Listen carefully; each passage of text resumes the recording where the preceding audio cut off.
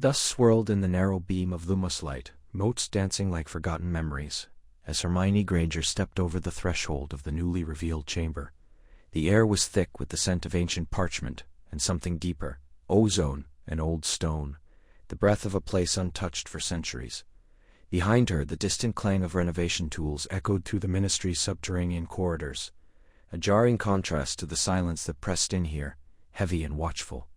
The chamber was small, circular, its walls carved with runes that pulsed faintly in time with an unseen rhythm, and its center, suspended above a stone dais by chains of silver-blue light, hovered a book.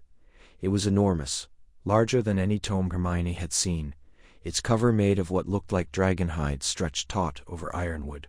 Gold filigree curled across its surface in intricate, shifting patterns, as though the symbols themselves were alive, rearranging with every blink. "This wasn't on any map," she murmured, her voice barely a whisper, yet it echoed as if spoken into a well. No records, nothing in the archives mentions a chamber beneath the Hall of Prophecy. A ministry technician, a thin wizard with round spectacles, fumbled with a detection wand. The stasis field collapsed when they broke through the false floor.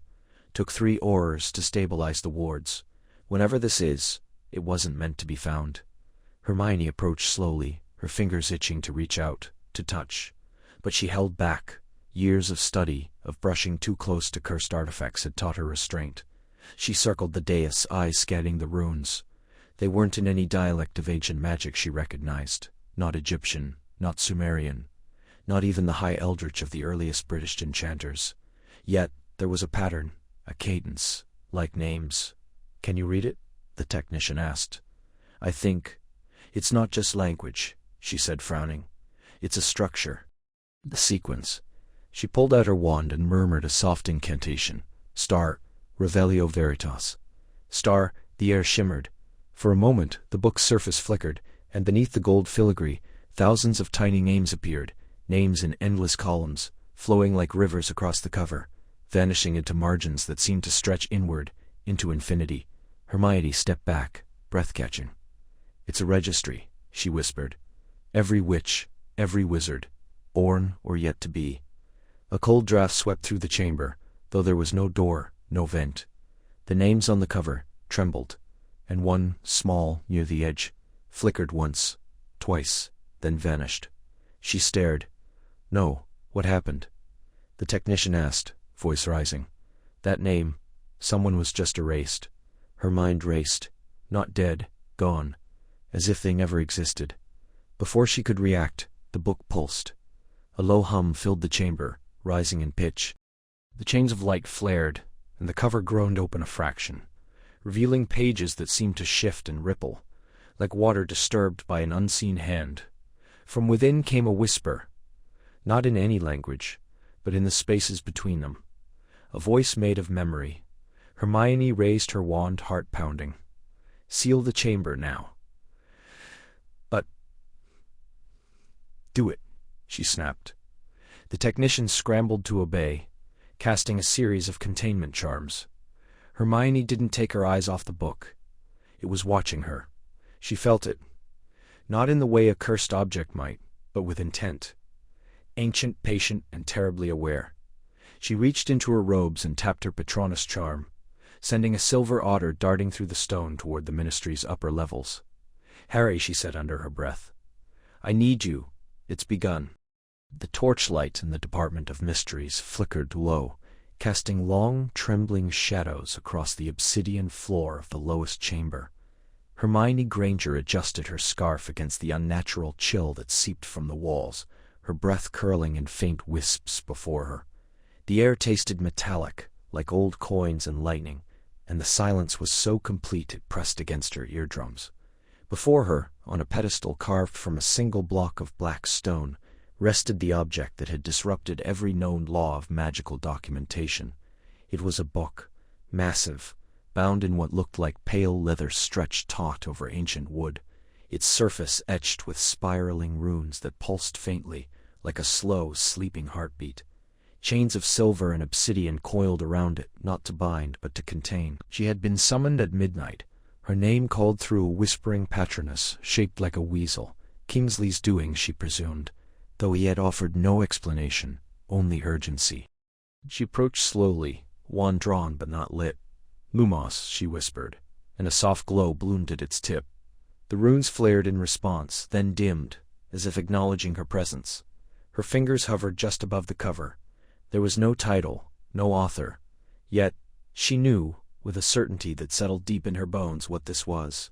The archive of names, she breathed. Legends spoke of it in passing. Whispers in forbidden tomes, half-erased footnotes in the margins of time-locked grimoires. A book said to predate the founders, written not by human hand but by magic itself. It was said to contain every name of every witch and wizard who would ever live, inscribed the moment a magical spark ignited in an unborn child. Not prophecy, not prediction, recordation, as if fate itself kept a ledger. She lifted a trembling hand and touched the cover. A jolt surged through her, cold and electric, images flashing behind her eyes. 1,000 faces, names scrolling like stars across an endless night, the sound of 1,000 heartbeats in unison. She gasped and snatched her hand back, stumbling a step. "Merlin," she whispered, clutching her wrist. Then she noticed it. Near the base of the pedestal, a single page lay slightly ajar. She leaned in, her breath shallow. The parchment was impossibly thin, almost translucent, covered in dense, shifting script that rearranged itself as she watched, names appearing, fading, reordering. She scanned it quickly, her eyes catching familiar surnames. Weasley, Longbottom, Lovegood, then paused. There, Star Ronald Bilious Weasley, Star. Her breath caught, but beneath it, the ink shimmered and vanished. She blinked, heart hammering.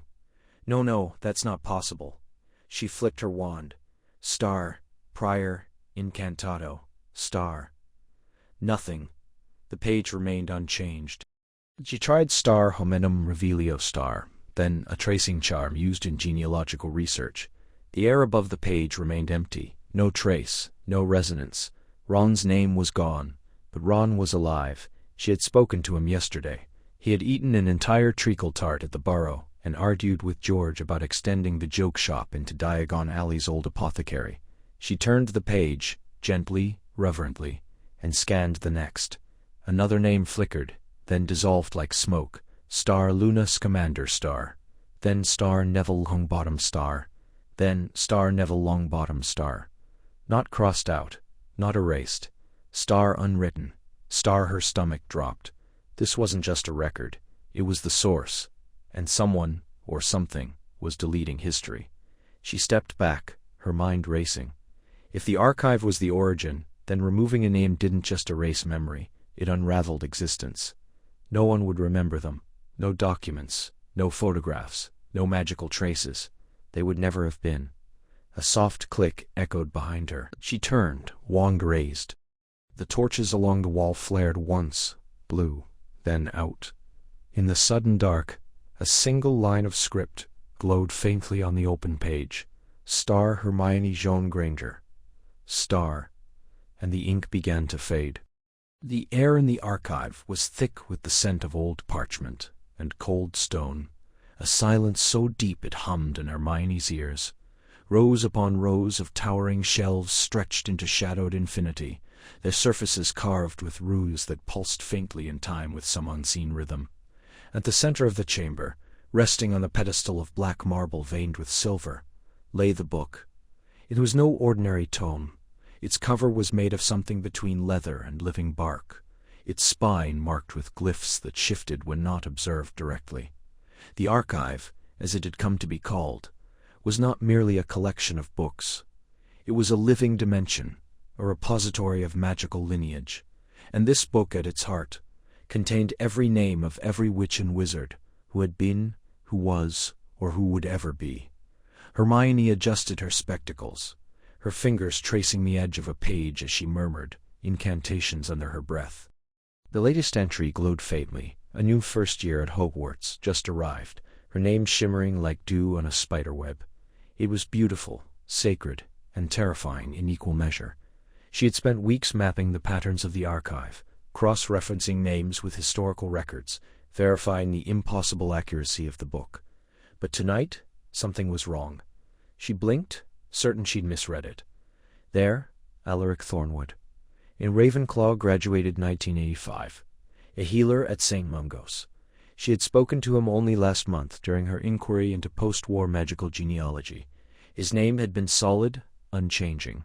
Now it flickered, like a candle guttering in a draught. The letters dimmed, wavered, and then, with a soft sound like a sigh, dissolved into nothing. Hermione recoiled.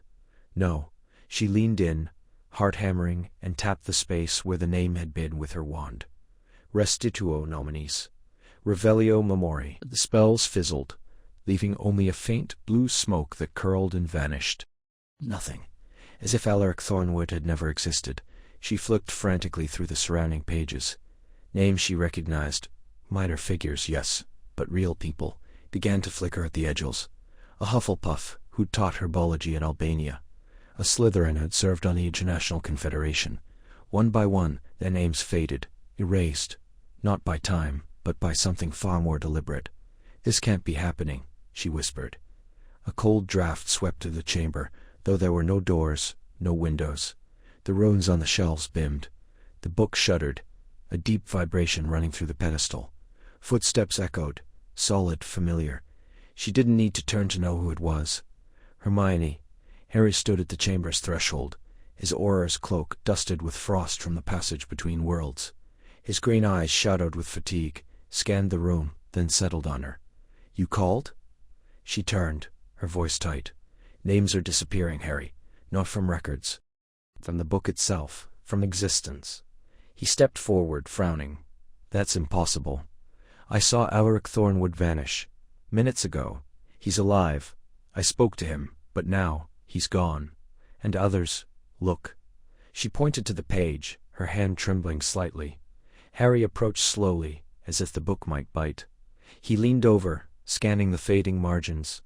This shouldn't be possible. If the book records destiny, then removing a name would mean... "It means someone is rewriting destiny," she finished. "And not just erasing the dead. They're unmaking the living." A silence fell, heavier than before. The archive seemed to listen. Harry looked at her, his jaw tight. "Who else has access to this place?" "No one. Only us. And the unspeakables who found it, but they've been obliterated per protocol." He exhaled sharply. "Then someone's found a way in, or... they're already here." Hermione turned back to the book. The pages had begun to shift on their own, rearranging, the ink bleeding into new configurations. A name flickered into view, faint, blurred, but unmistakable. Her own. It pulsed once, bright, then dim, and for a single breathless second, it almost faded.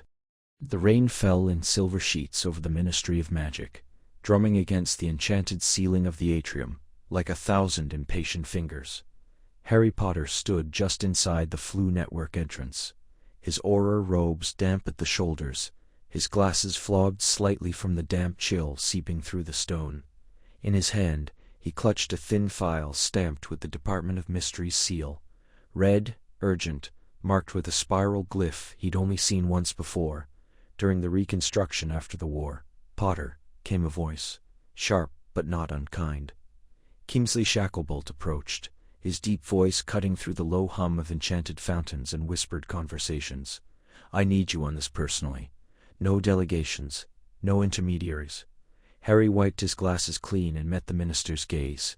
"I read the report, but I still don't understand. If the name vanished from the archive, how is the man still alive?" "That's the problem," Kingsley said, lowering his voice. "He shouldn't be. Not in any meaningful way.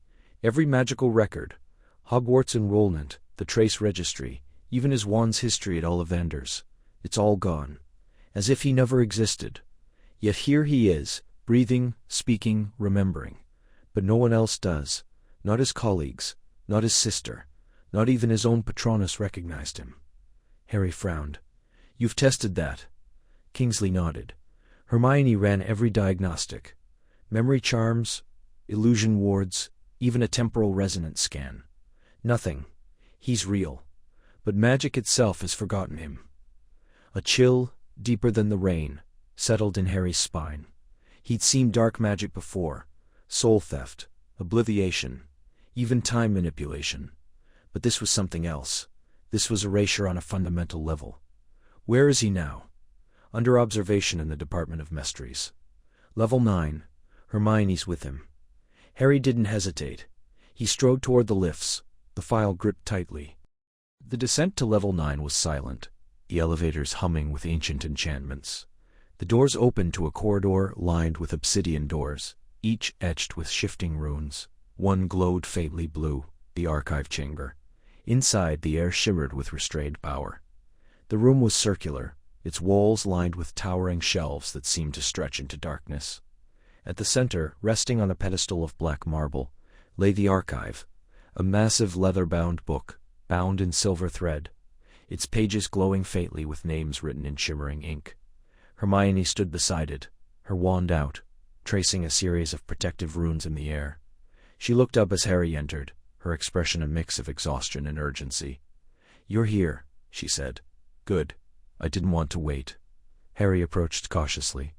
"Tell me what happened." The archive recorded the disappearance at precisely 3:17 this morning. A name, Elias Thornwood, blinked out, not faded, not smudged, vanished. Like it was never there. 3 hours later, security ruins triggered in the Hall of Records. He'd wandered in, confused, trying to find someone who remembered him. She paused, voice dropping. "Harry, I've known him since my 3rd year at Hogwarts, brilliant with ancient runes. He taught me about ward breaking. And when I looked at him today, I didn't recognize him, not until I checked the visitor log." Harry stared at her. "You forgot him?" For a moment. Just a flicker. But then the memory came rushing back, like it had been tucked away, suppressed. She touched the archive's cover gently. "Something is altering the source of magical identity, and if we don't stop it, more names will disappear. Maybe even ours." He stepped closer to the book. The pages rustled, though there was no wind. A name near the edge of one page flickered, just once, then steadied. "Can we restore the ones that are gone?" he asked. Hermione shook her head. "Not yet. The archive isn't just a record. It's a living spell, a weave of fate and magic. To put a name back, we have to rewrite part of reality. And I don't know how." Harry looked at her, really looked. The shadows under her eyes, the tension in her jaw. She was afraid. Not just for Elias, but for what this meant. "Then we find who's doing this," he said quietly, "and we make them reverse it." She met his gaze, and for a heartbeat, the weight between them shifted. Not just partners, not just friends, but something deeper, forged in fire and silence. "Together?" she asked. "Always," he said. The morning sun cut through the atrium's enchanted ceiling in slanted beams, illuminating motes of dust that swirled like lazy fireflies above the polished marble floor. Ministry employees bustled past the golden fountain, their voices echoing in low murmurs and hurried footsteps.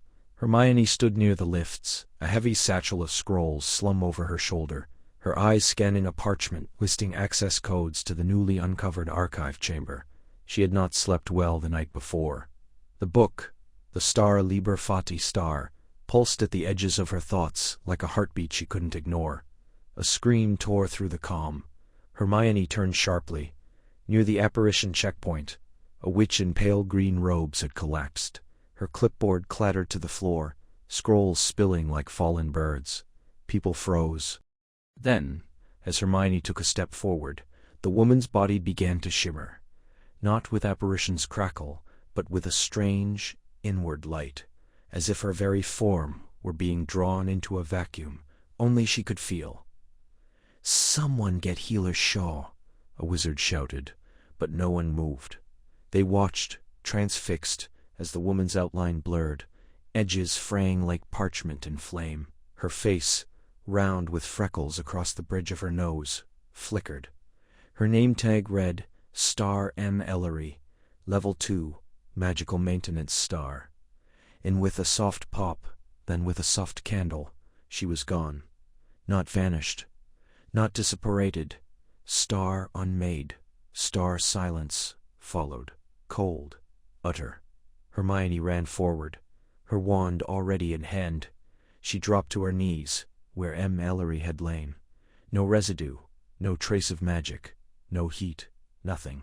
Her fingers brushed the floor, cool, smooth marble, as if no one had ever stood there. Then her satchel burned. She flinched, pulling the enchanted hide bag open. Inside, nestled between scrolls and quills, the star Liber Fati star throbbed with a deep, violet pulse. Its silver lock clicked open of its own accord. Hermione's breath caught. She lifted the ancient book, bound in what felt like dragon bone, and inked with runes that shifted when unobserved, and flipped to the section for the current year. There, in a column of names that had been there only yesterday, was a blank space. Star Miriam Ellery, born 1899, Hogwarts Hufflepuff, occupation, charms maintenance, ministry clearance level 2. Star gone, erased. Hermione's pulse hammered in her throat. "No," she whispered. "That's impossible. You can't just cease to have existed." She looked up, scanning the crowd. Did anyone know her? Miriam Ellery? Worked on levitation charms in the Flu Network? Anyone? Blank stares. Confused glances. One wizard frowned. Never heard the name. Hermione's stomach dropped. She stood, clutching the book to her chest, and strode to the nearest flue. "Department of Mysteries, Restricted Archive," she said, stepping into the green fire. The archive chamber was not a room. It was a space that existed in star between star, a library that breathed. Shelves rose into darkness, stretching beyond sight, curving into impossible geometries. The air smelled of old parchment and something faintly electric, like the moment before lightning strikes. The star Liber Fati star rested on a pedestal of obsidian, its pages fluttering faintly, as if stirred by an unseen wind. Hermione placed her hand on the book. "Show me," she murmured. "Show me what happened." The pages flipped backward, not by wind but by intent. Names glowed, dim, flickered. Then, at the moment of Miriam Ellery's vanishing, a ripple passed through the text. The ink of her name dissolved like sugar in water, and as it faded, a symbol briefly appeared beneath it, a spiral within a triangle, etched in ink the color of dried blood. Hermione stepped back. That symbol, she had seen it before. In a forbidden section of the Hogwarts restricted section, in a text banned after the fall of Grindelwald, star, the eternum schema, star, a theory, no, a heresy, that reality could be rewritten by excising key lives from the weave of fate. She turned at the sound of approaching footsteps, deliberate, familiar. Harry stepped through the archway, his aural robes dusted with soot, his expression tight with concern. "I heard what happened," he said, "and I felt it. In the scar. Just for a second. A cold pull, like when a Dementor's near. But deeper." Hermione met his eyes. "They're not just vanishing, Harry. They're being unmade. And the book, it's letting them go." He looked at the star, Liber Fati star, then back at her. "Then we stop it." She nodded, but her hands trembled. "But what if the book isn't resisting? What if it's obeying?" The quill moved. Hermione froze, her breath catching in her throat, like a snagged thread. It wasn't possible. The archive's central scribe, a long obsidian feather tipped in silver, hovered above the open page of the great ledger, its point hovering just above the dense script of names that stretched back centuries, perhaps millennia. The room was silent, but for the distant hum of ancient enchantments resonating through the stone walls of the Department of Mysteries. No wind, no tremor. And yet the quill dipped. A single stroke, not ink, but something darker, something that shimmered, like oil on water, etched across the parchment. It wasn't writing. It was erasing. "No," Hermione whispered, stepping forward, her boots barely making a sound on the cold marble floor. The mark cut through a name, Star Alistair Thorne, or 1963. Bloodline. Rowena's hollow star. And where it passed, the letters didn't smudge. They unraveled. Threads of magic, visible only in the low, blue-tinged glow of the archive's runes, peeled away like frayed ribbon, dissolving into nothing. The name vanished, entirely. Hermione reached the lectern, heart hammering against her ribs. She reached out, fingers trembling, but stopped short of touching the quill. It hovered still, inert now, as though it had never moved. But the damage was done. She pulled out her wand. A star prior incantato star. She put out her wand. Nothing. The quill remained silent. She tried star homenum movilio star, then star revelio magico star, ha voice resing, despite herself. Nothing. The star show me, star. The runes along the walls flickered, pulsing in response, but the quill didn't react. It simply waited. Her mind raced. The Great Ledger was supposed to be immutable, a living record of every magical soul, bound by enchantments older than Hogwarts. Names appeared at conception, faded only at death. But this was deletion. Surgical, intentional, and the script used to erase. It wasn't Parseltongue, not Rose. Not even the glyphs of the ancient Naga scribes. It was older, twisted, symbols that hurt to look at, like staring into a flame too long. She pulled a notebook from her robes, pages filled with her cramped handwriting, cross-referenced timelines, ink smudges from late nights. Alistair Thorne. She flipped backward, found his mention in a ministry report on flu regulation, dated last year. Alive. Verified. She reached for the archive's secondary register, a smaller ledger that mirrored births and deaths in real time. She turned to the section from 1963, empty. No mention of Alistair Thorne. No trace. It was as if he had never existed. A cold weight settled in her stomach. Then, from the shadows beyond the lectern, a voice. Hermione? She spun. Harry stood in the archway, his face pale in the dim light, his glasses slightly askew. He'd come without knocking, unusual, given the archive's wards. "You felt it, didn't you?" she asked, voice tight. "The shift in the magic." He nodded slowly, stepping forward. His eyes darted to the ledger, then to the quill. "It's like a gap, a silence where there should be sound. Someone or something is rewriting fate." She pointed at the blank space where Alistair's name had been. "And it's using a language that predates the founders. I can't even begin to translate it." Harry approached the lectern, cautious. He leaned in, studying the quill. It moved on its own. Just now, I saw it. He reached into his coat and pulled out a small, cracked stone, a remnant from their last encounter with a rogue time-turner. He placed it near the base of the lectern. The stone pulsed faintly, then shattered into dust. "That's not good," he murmured. "No," Hermione agreed. "It means the enchantments are destabilizing. If the ledger loses coherence, then reality follows," Harry finished.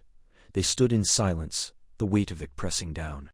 The archive, vast, labyrinthine, stretching into darkness beyond the torchlight, seemed to breathe around them. Hermione touched the edge of the page.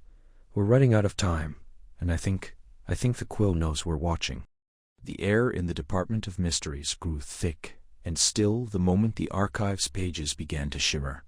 Hermione stood frozen, her fingers hovering over the open volume, breath caught in her throat as another name, Alaric Thornwood, a minor but documented healer from the 18th century, faded into nothingness. The ink didn't smear. It simply withdrew, curling back into the parchment, like smoke sucked into a void. "They're not just dying," she whispered. "They're being unmade." Harry stepped closer, his wand alight with a steady blue glow. The usual silence of the chamber had deepened, as if the very walls were holding their breath. A faint hum, almost subsonic, vibrated through the stone beneath their feet. "It's coming from below," he said, crouching to press a hand against the floor. "There's a current, like magic running through the foundation." Hermione glanced at the archive again. The book pulsed faintly, its leather cover worn to the touch. She had spent weeks mapping its structure, learning its rhythms, and now it was responding, reacting to something beneath them. She closed it carefully, the latch clicking shut like a heartbeat. "We need to go down," she said. The lift wouldn't go far enough. They took the emergency stairwell, torchlight flickering against the wet stone. The deeper they went, the more the architecture changed. Older, rougher, carved, not by spell, but by hand. No one had walked these corridors in centuries. Dust lay thick, undisturbed, yet there were footprints. Fresh ones. Small, precise, leading left. "Someone's been here," Harry murmured, dropping into a crouch to examine the marks. Not ministry, these boots. Custom. Light tread. Like a scholar. Hermione's eyes narrowed, or someone who doesn't want to be seen. They followed the trail through a collapsed archway, past broken statues of forgotten seers, whose eyes had been scratched out. The air tasted of iron and old parchment. Then the corridor ended abruptly, not in rubble, but in a seamless wall of black stone, veined with silver threads that pulsed like veins. "A ward," Hermione breathed, pulling out her wand. "Not just a barrier, a memory lock." Harry stepped back. "Can you open it?" She hesitated. "It's not about force. These runes, they're written in Mnemosyne script. Ancient. It draws on remembrance to seal itself. To pass, you have to recall something true, something personal." He looked at her. "Like what?" "I don't know. That's the danger. If the memory isn't genuine, if it's forced or false, the door consumes it, wipes it clean." A beat passed. The silence pressed in. "I'll go first," Harry said. "No," she said sharply. "If it takes your memory, your connection to the archive, to me, we might not recover it. Let me try." Before he could argue, she stepped forward, placing her palm against the cold stone.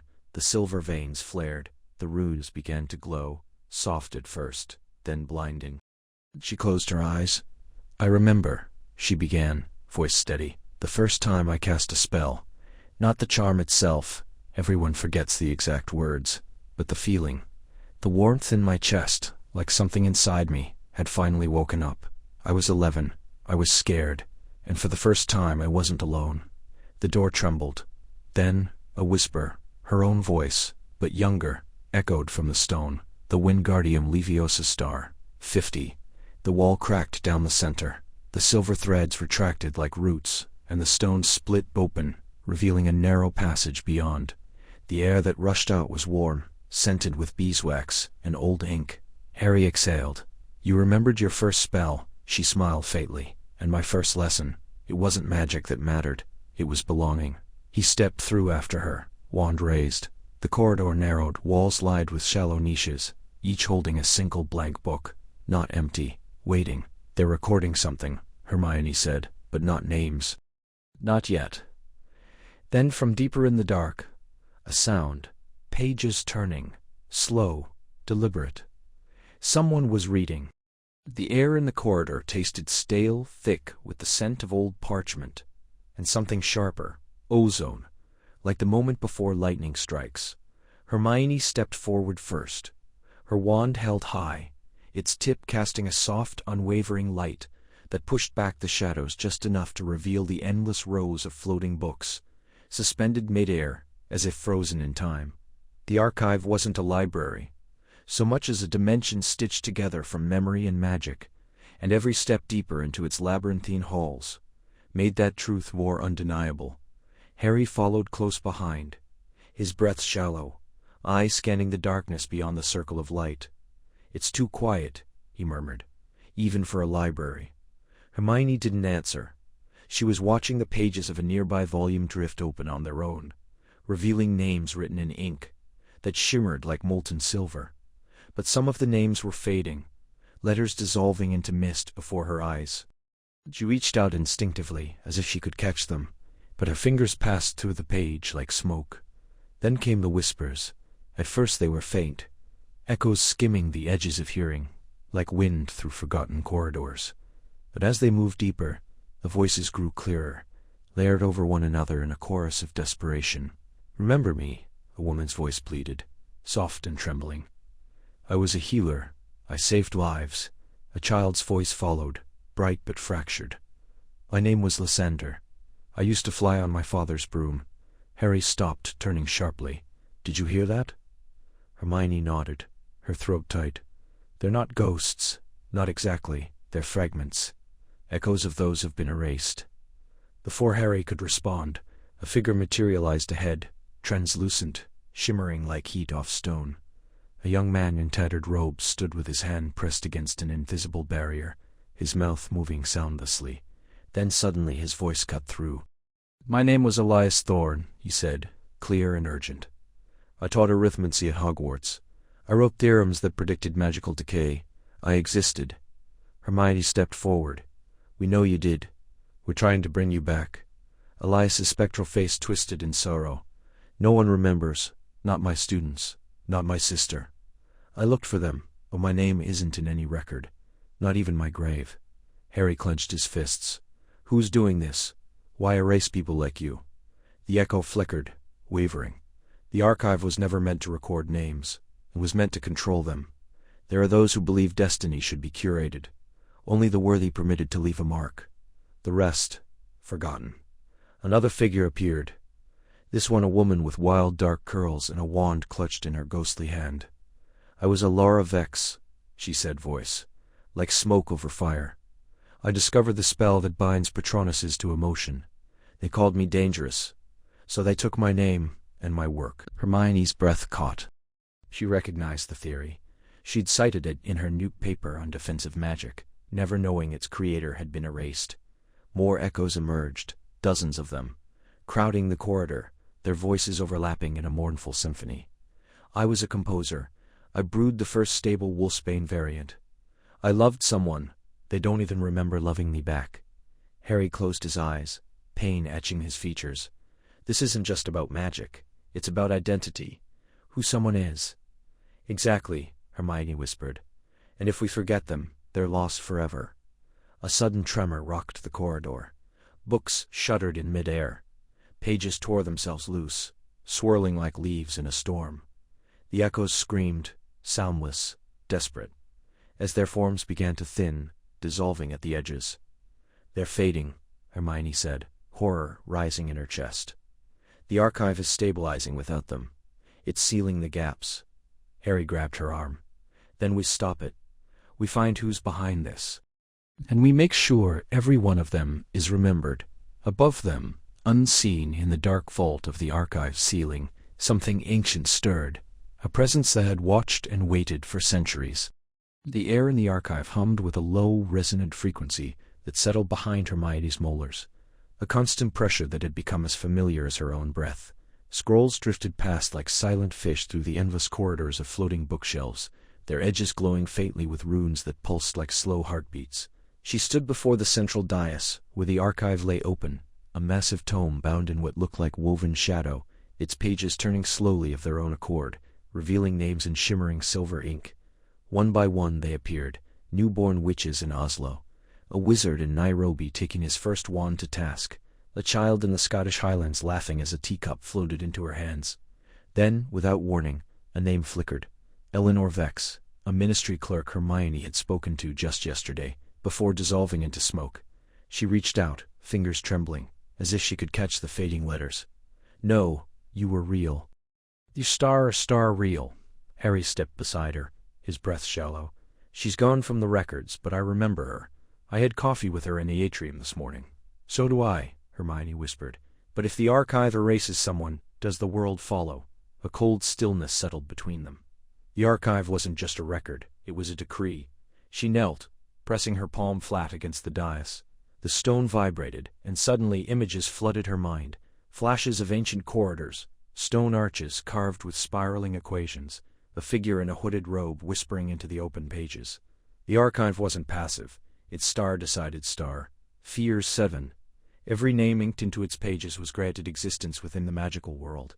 Every name removed was unmade, not just forgotten, but retroactively excised. Their magic, their bloodlines, their very presence in history, undone. "It's not a book," she said, pulling her hand back as if burned. "It's a gate, a filter. It doesn't document magic. Its star authorizes star it." Harry frowned. "You're saying if your name isn't in there, you're not a witch?" "Not in the eyes of magic itself," she replied. "The trace, the sorting hat, even wand recognition, they all draw from this source. If the archive rejects a name, the magic in that person never activates. Or worse, it collapses." She thought of Neville, how his magic had struggled to emerge. Had the archive hesitated on his name? How many others had lived half-lives, their power dormant, because they were nearly erased? A new ripple passed through the chamber. The shelves trembled, pages flipped violently, and then a name began to fade at the far edge of the open spread. Star Harry James Potter Star. "No," Hermione gasped, lunging forward. She slammed her palm onto the book. "No, you don't get to take him." Her mind flared with knowledge. Not just logic, but instinct, as if the archive itself was teaching her. She whispered an incantation that hadn't existed a moment before. Syllables shaped from ancient Latin and starlight, words that tasted like iron and honey. The ink in Harry's name thickened, resisting the fade, clinging to the page like roots to soil. He stared at her. "How did you know that?" "I didn't," she said breathless. "The book told me, or something inside me did." The archive pulsed. A single new line of text formed beneath Harry's name. Star Hermione Granger. Conditional. Pending review. Star. Her breath caught. Someone, or something, was watching, and it had just marked her. Rain lashed against the high arched windows of the Weisengomont chamber, streaking the enchanted glass like tears down the tombstone. The torches flickered in their sconces, casting long trembling shadows across the tiered benches where wizards and witches sat in uneasy silence. At the center of the room, on a raised dais carved from black basalt, stood the archive, a massive leather-bound tome bound in silver chains, its surface etched with runes that pulsed faintly, like a slow, sleeping heartbeat. Hermione stood beside it, spine rigid, eyes sharp. She had not slept in 36 hours, the weight of what they'd uncovered pressed against her ribs like a stone. The names were still vanishing. 3 more that morning. A healer in St. Mungo's, a second year at Hogwarts, and a ministry clerk, whose only crime seemed to be asking too many questions about Department 9's records. "The archive is not a weapon," she said, voice steady, despite the tremor in her hands. "It is a record, perhaps the oldest magical artifact in existence. To manipulate it, to erase or insert names for political gain, would be to invite catastrophe." Minister Thorne leaned forward, fingers steepled. "And yet, Miss Granger, consider the possibilities. Imagine knowing, decades in advance, who will rise in power, who will betray, who will lead. We could prevent another Voldemort before he even draws breath." Harry shifted at the edge of the dais, arms crossed. He said nothing, but his presence was a wall between Hermione and the Council's hunger.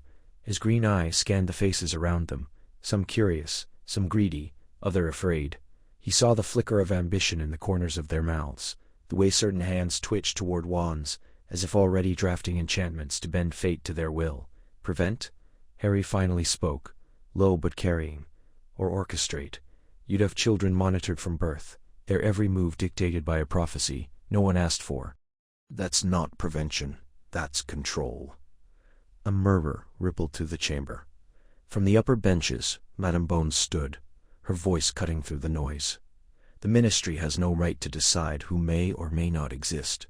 That power belongs to no one, not even us." "But what if we already lost that right?" asked a cold voice from the shadows. Delphinstrix, head of the Department of Mysteries, stepped into the light.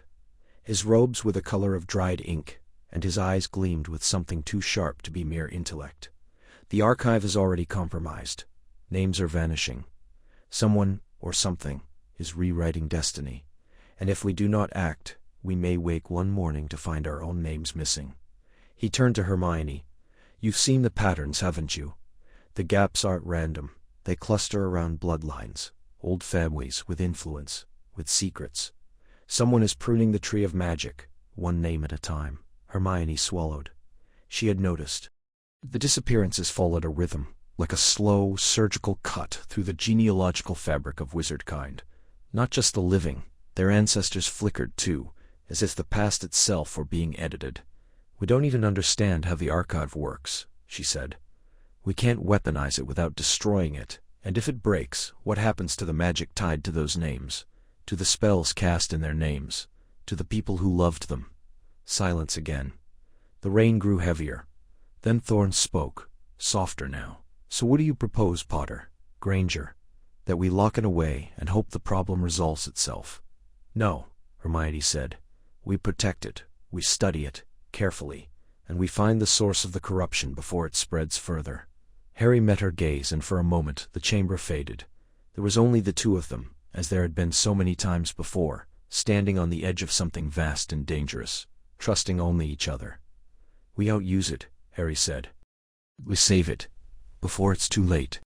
Rain tapped a steady rhythm against the cobblestones of Hogsmeade, the kind of grey afternoon that made the warmth of the 3 broomsticks feel like a distant dream. Hermione Granger pulled her cloak tighter, the enchanted hem repelling the damp, as she stepped carefully over a slick patch near the post office.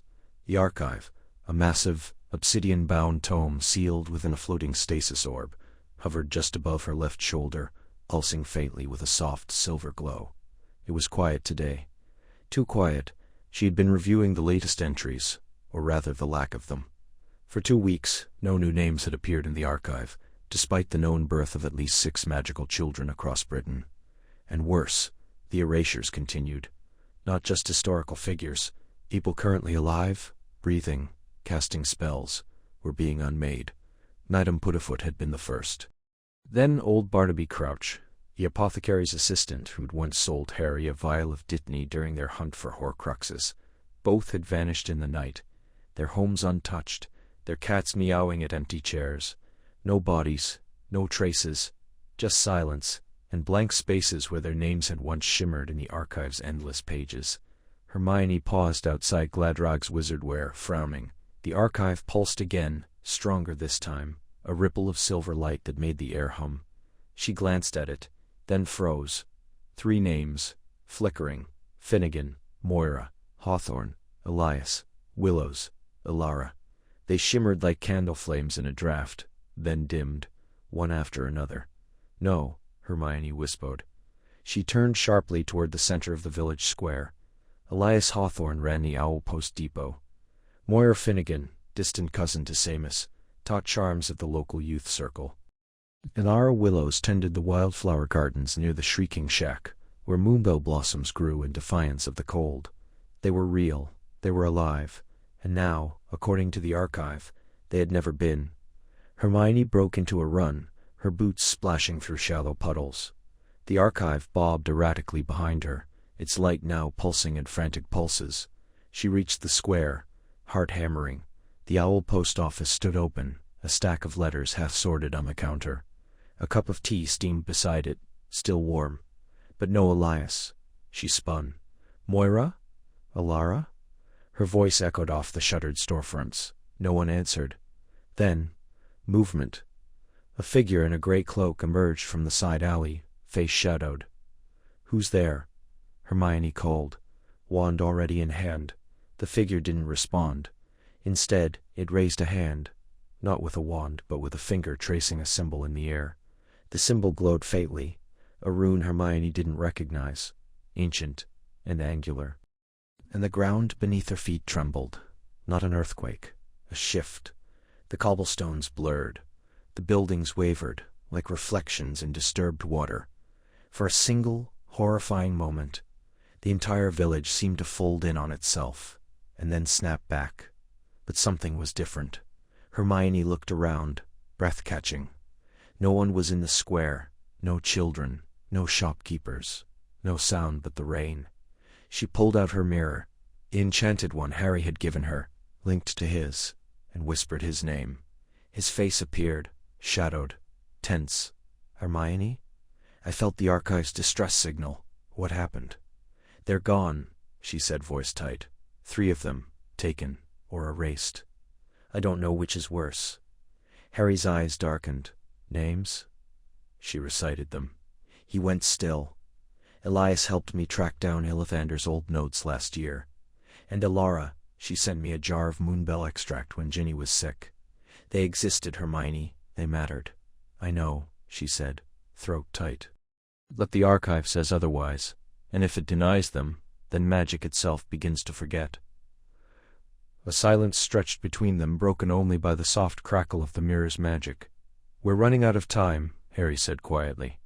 "They're not just removing names, they're rewriting reality." Hermione looked down at the empty teacup, steam still curled from it. Someone had been here seconds ago. Now they were a ghost in a world that refused to remember them. And the archive, the one true record of magical existence, had just lied. Maine tapped against the high arched windows of the Department of Mysteries, like impatient fingers. The sound was soft, almost reverent, as if the building itself feared to disturb the silence that clung to its deepest chambers. Hermione stood before the archive, a towering obsidian book bound in silver chains that pulsed faintly with residual magic. It was heavier than stone, older than Hogwarts, and according to legend, it contained every name of every witch and wizard who had ever been or would ever be. She ran her fingers along the spine, careful not to break the wards. A name had vanished this morning. Just before dawn, the ink of a young Hufflepuff girl, 12 years old, set to begin Hogwarts in the fall, had faded into blank parchment, as though erased by an invisible hand. No one remembered her, Not her parents, not her babers. Even her birth certificate had been replaced with one for a different child. Only Hermione's meticulous notes, cross-referenced with the ministry's enrollment list, preserved the ghost of her existence. And now she was tracing the archive's history, searching for patterns, for precedent. The book had stood untouched for centuries, guarded by spells no modern wizard could fully unravel. But someone had accessed it. Not recently, perhaps not in decades, but the traces were there, subtle, like the scent of smoke after a fire long gone out. She pulled a brittle scroll from a side satchel, recovered from a forgotten drawer in the old unspeakable records. The ink was faded, the parchment yellowed at the edges, but the words were clear enough. Star, subject, Elias Varn. Status, missing. Last seen in Chamber 9, 31, October, 1947. No body recovered. No magic detected post-vanishing. Former keeper of the archive, Star. Hermione frowned. Keeper? There had never been an official title like that. The archive was supposed to be self-sustaining, its guardians more ceremonial than functional. Yet Elias Varn's file was thick with notes, most of them redacted. Handwritten annotations in the margins spoke of unauthorized alterations, temporal resonance, and a single chilling phrase. Star. He tried to rewrite fate. Star. She turned to the enchanted ledger beside her, a modern register keyed to the archive's magical signature. A quick incantation, and the pages flipped on their own, stopping at a section marked with a black ribbon. There, beneath centuries of names, was one that flickered. Elias Varn, not gone, not like the others. Flickering, as if caught between existence and oblivion, her breath caught. He wasn't dead, or not entirely. She reached for her wand, murmuring a tracing charm. The air above the ledger shimmered, then coiled into a faint image, a man in a long gray unspeakable's robe, his face gaunt, eyes wide with something between terror and revelation. He stood before the archive, hands pressed against its cover, speaking words too quiet to hear. And then, just as the vision sharpened, the image tore apart like paper in the wind. Hermione stepped back, heart pounding. "Who were you trying to save?" she whispered. A cold draft curled through the chamber, though there were no doors open. The chains around the archive trembled. For a single, breathless moment, the book seemed to breathe star.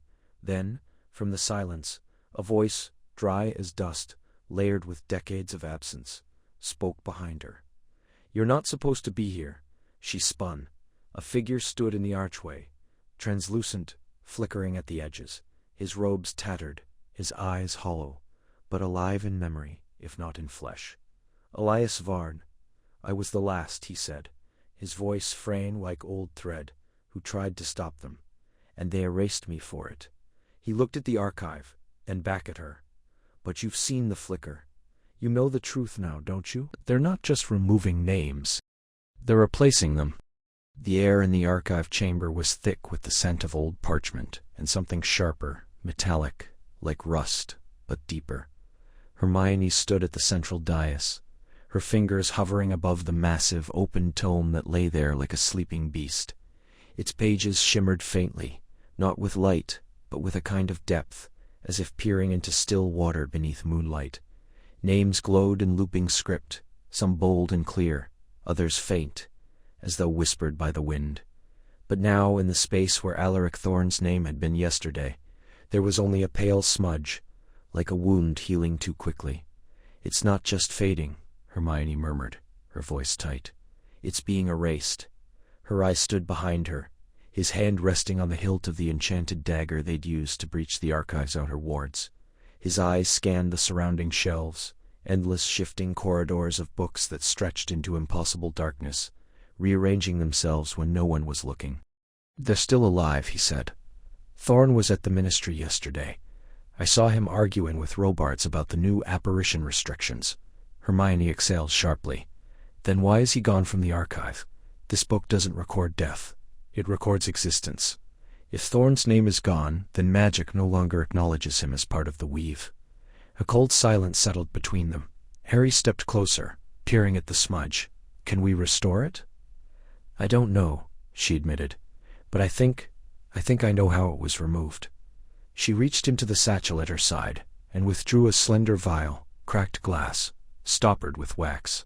Inside, A few drops of dark liquid clung to the sides. I found this near the inner seal. It wasn't there before, and it's not ink. Harry frowned. What is it? Hermione pulled on a pair of dragonhide gloves and uncorked the vial with deliberate care. A low hum filled the chamber, the book on the dais pulsing once, like a heartbeat. It's blood, she said. But not just any blood. It's structured, patterned, like it's been written with. She dipped a silver stylus into the vial and let a single drop fall onto a scrap of blank parchment. It didn't spread. Instead, it trembled and began to crawl, forming letters in a script that looked ancient, half-formed, as if struggling to remember itself. Harry took a step back. That's not possible. It is, she whispered. The archive isn't just written in ink. It's written in blood. Not metaphorically, literally. The ink is infused with the essence of the first bloodlines, the oldest magical families. The Peverils, the Gaunts, the Longbottoms, even the Grangers. There, see? She pointed to a name flickering near the bottom of the page. But it's not about heritage. It's about resonance. Each drop carries a frequency, a magical signature. When a witch or wizard is born, their essence harmonizes with a thread in the blood ink. That's how the archive knows them. Harry stared at the vial, horror dawning. So if someone controls the blood ink, they control who exists, Hermione finished. They don't need to kill you. They just need to sever your resonance. Remove your name from the weave. And then, poof, no memory, no trace. As if you never were. A distant sound echoed through the shelves, like pages turning in unison. Too many, too fast. The book on the dais shivered. Another name flickered, this time faint but clear. Neville Longbottom. Hermione gasped. No, that's not possible. He's teaching herbology at Hogwarts. He gave a speech at the Wizengamot last week. Harry's jaw tightened. Unless someone's already rewriting the story. She turned to him, eyes blazing.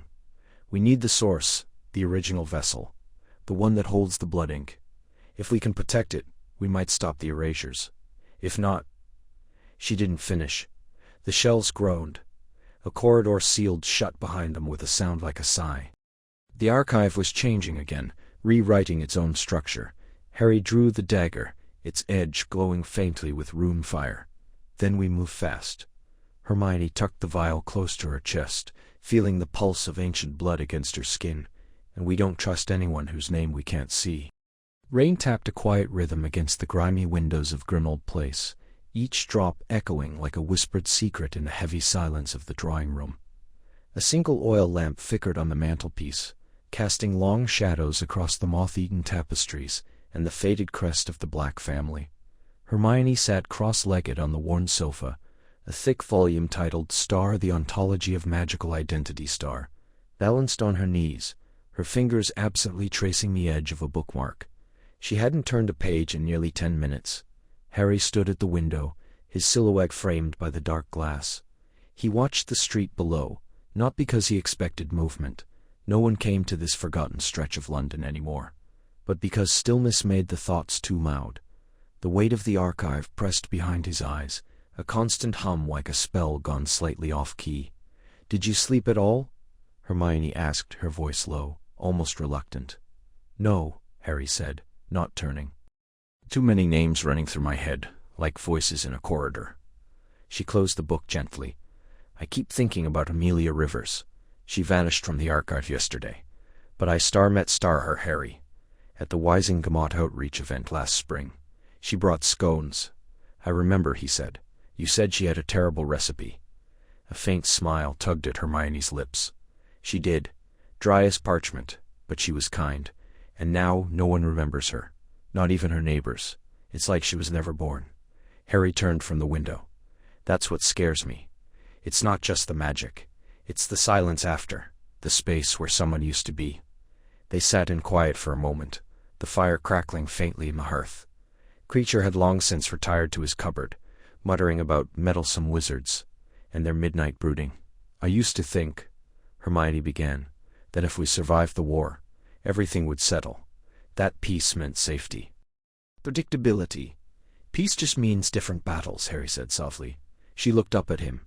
"Do you ever miss it? The certainty of knowing who the enemy was? He hesitated. Sometimes. At least then, I knew what I was fighting. Now, this feels like the ground shifting under us. We're not just chasing someone. We're chasing the idea of star existence, star itself. Hermione wrapped her arms around her knees.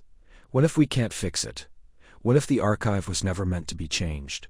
What if every name that vanishes, that's just the world correcting itself?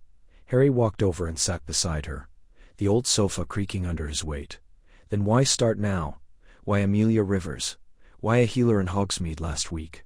These aren't dark wizards or traitors. These are people who star helped star, loved to that, who taught, healed, built. This isn't correction. It's selection. She shivered. Someone's choosing who matters, and someone's erasing the rest. He finished. The long silence settled between them, deeper than weariness. It was the quiet of two people who had seen too much, who had survived too much, now facing a threat that didn't bleed, didn't curse, didn't even show its face, only stole. I used to come back here after the war, Harry said, gazing around the dim room, just to sit, to remember Sirius, to feel connected, like I belonged somewhere. Hermione leaned her head back, eyes on the ceiling. I came too, after I returned from Australia. Before I started at the ministry, I'd sit in the kitchen and read your letters, the ones you sent when you thought I wouldn't come back. He looked at her, startled. I didn't open them all at once, she said, her voice barely above a whisper. I saved them, one a week, like rationing hope. Harry stared at her, his throat tight. I didn't know that.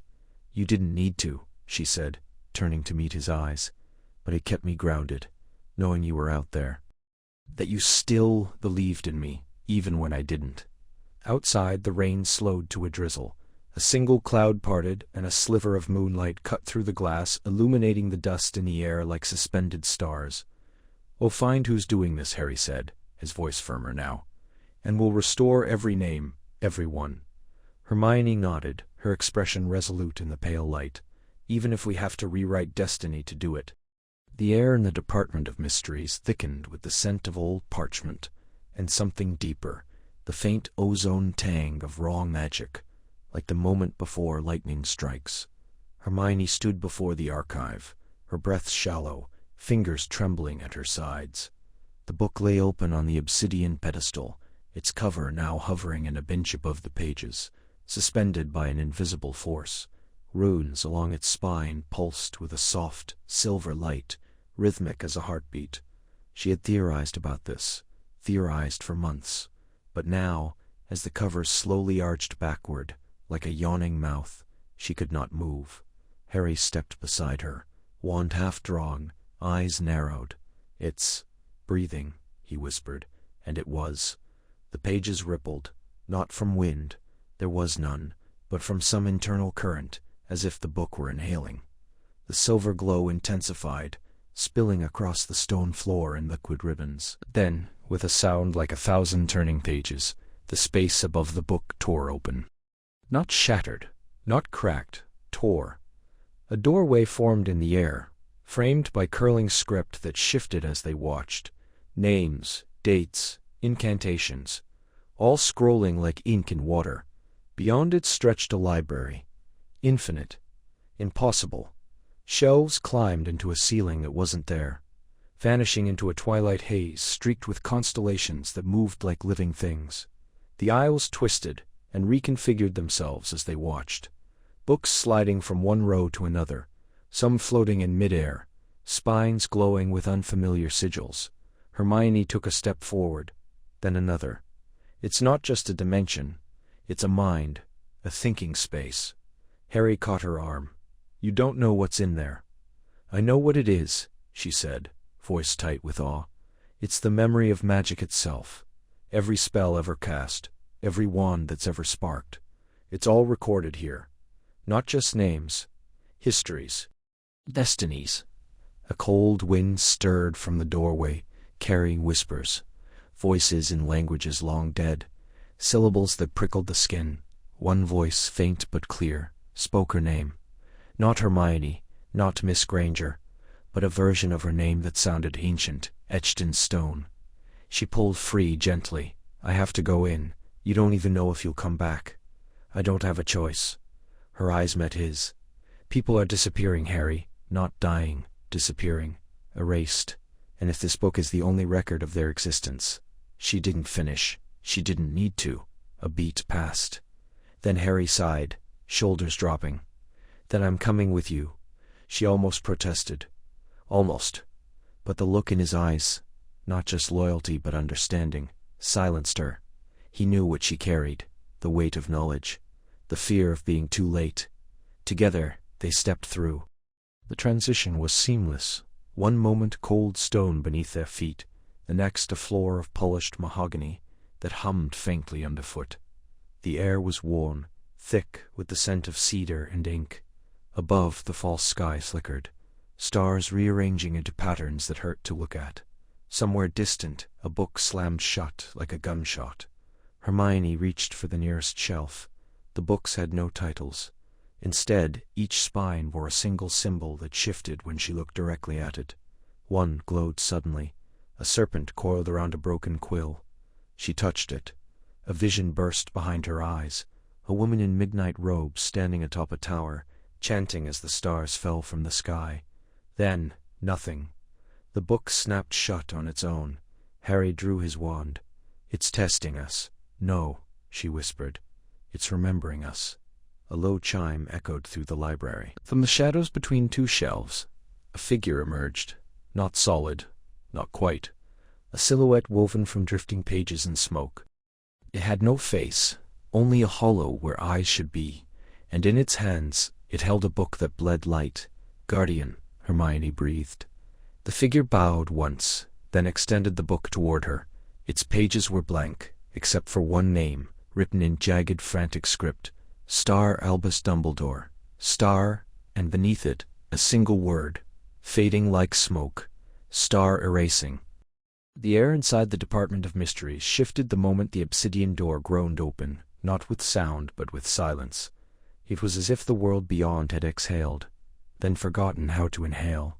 Harry stood just behind Hermione, his fingers brushing the cold stone of the corridor wall, his breath shallow. She stepped forward first, her wand raised, its tip casting a soft blue luminescence that faltered almost instantly, swallowed by the vastness ahead. Before them stretched a library unlike any in the world, or perhaps in any world at all. Shelves of dark, ageless wood floated in midair, suspended without support, drifting slowly like icebergs, on an invisible current. Some stood upright, others tilted at impossible angles, and a few spiraled upward in helixes of parchment and ink-stained spines. The books themselves pulsed faintly, as though breathing, their covers etched with names that flickered like candle flames. Names that shifted, dimmed, then reignited in new constellations. Above, the ceiling was not stone, but sky, or something pretending to be. A nebula of silver light swirled overhead, constellations forming, and dissolving in slow, rhythmic pulses. From within that celestial vault, great quills, each as long as a broom handle, drifted downward, trailing threads of glowing ink that coiled into the air like living script. They wrote nothing, Harry could read, yet the words shimmered with intent, curling around the floating shelves before vanishing into the pages of waiting tomes. "It's alive," Hermione whispered, her voice barely louder than the rustle of turning pages that seemed to come from everywhere and nowhere. She took another step, and the floor, if it could be called that, rippled beneath her feet like liquid glass, solidifying only where she stood. Harry followed more cautiously, feeling the strange give beneath his boots, as though walking on the surface of a frozen pond that remembered warmth. "The archive," she murmured, eyes wide with awe and something sharper, hunger, perhaps, or dread. "It's not just storing names, it's star-generating stardom. These quills, they're writing futures, right now." A shelf drifted close, its books bound in leather, the color of dried blood. One volume opened on its own, pages fanning like a blooming flower. A name flared into existence, Star Cassiopeia Thornstar, before dissolving into smoke. Another took its place, Star Nathaniel Owain Star, then flickered, dimmed, and Star vanished Star, with a soft, final star pop star, like a candle snuffed. Harry flinched. That one just disappeared. Hermione reached out, her fingers stopping just short of the empty space where the name had been, vanished from the record. But does that mean the person won't exist? Or that they've already been unmade? Her voice wavered, something rare, uncertainty laced with fear. Harry watched her profile, the way her jaw tightened, the way her breath fogged slightly in the chill air that smelled of old parchment, ozone, and something darker, burnt sugar, maybe, or scorched bone. Then, from deeper within the labyrinth, a sound, a single hollow thud star, like a heartbeat, buried in stone. The shelves nearest them shuddered. One book tumbled from its perch, falling not down, but sideways star, vanishing into a rift that opened briefly in the air, like a mouth closing. "We're not alone," Harry said, hand dropping to the hilt of his wand. Hermione nodded, her expression hardening. "Whatever's erasing the names, it's still here, still working." She turned to him, her eyes catching the nebula's glow. "Silver, stormy, resolute. We step deeper, Harry. But we don't split up, not even for a second. If one of us vanishes from the book, I don't want it to be because we lost sight of each other." He met her gaze and gave a single nod. "Then we stay together." And together they stepped forward, into the breathing dark, where history was being rewritten, one stolen name at a time. The air in the archive was never still. It shifted like the breath of some vast, slumbering creature, carrying with it the scent of old parchment, burnt candle wax, and something sharper, ozone perhaps, with a ghost of lightning. Hermione stood at the edge of the central chamber, her fingers tracing the spine of a floating tome that pulsed faintly, as if alive. Around her, shelves twisted and reformed in slow, serpentine motion, spiraling into darkness above and below, vanishing into the impossible depth of a library, unbound by walls or time. Harry stepped closer, his breath visible in the cold. "Did you hear that?" She turned. "Hear what?" A whisper, like someone saying my name but not in English. Before she could answer, the air before them thickened. A ripple passed through the space like heat rising off stone, and then silence. Not empty silence, but a silence that pressed against the ears, heavy with anticipation. Then, slowly, a figure coalesced from the mist between two towering shelves. It was neither fully solid nor entirely transparent. Robes of deep indigo, threaded with silver script, that shifted and reformed with every blink, draped over a tall, slender frame. Its face was ageless, neither young nor old, but its eyes held centuries, glowing like twin embers behind a veil of frost. It floated just above the ground, one hand resting on a staff that seemed carved from a single shard of obsidian, its tip humming with restrained energy. "I have not been summoned in 312 years, it said, voice echoing as though spoken from the bottom of a well, and never by one who still draws breath. Hermione stepped forward, careful not to break eye contact. "We didn't summon you, we only found the archive." The entity tilted its head. "Found? Or were led?" Harry shifted beside her. "We're trying to understand what's happening. Names are disappearing from the book, the ones that record every witch and wizard. People who are still alive, they're being erased." A flicker passed over the being's face. "Grief, perhaps, or recognition. You speak of the annals of being. They are not merely records, they are the foundation. Without them, magic forgets itself." "Who are you?" Hermione asked. "I am the indexed keeper," it said, and the title rang through the chamber like a struck bell. "Guardian of the archive, keeper of the first script. I am the memory of magic." Harry swallowed. "Then you know why the names are vanishing." The keeper's form dimmed slightly, as if the question pained it. "There are those who believe destiny should not unfold, but be forged, shaped, controlled. Long ago, a cabal of sorcerers sought to bend the annals to their will, to excise those they deemed unworthy, to elevate those they favored. They failed, but not before corrupting a fragment of the archive." Hermione's breath caught. "Flaw in the annals?" "A wound," the keeper corrected, "and like any wound, it festers. Those who serve the old cabal, they stir once more. They call themselves the oracles of the unwritten. They believe that by erasing names they can unravel fate and reweave it in their image." Harry stared. "And if they succeed?" The keeper's voice dropped to a whisper.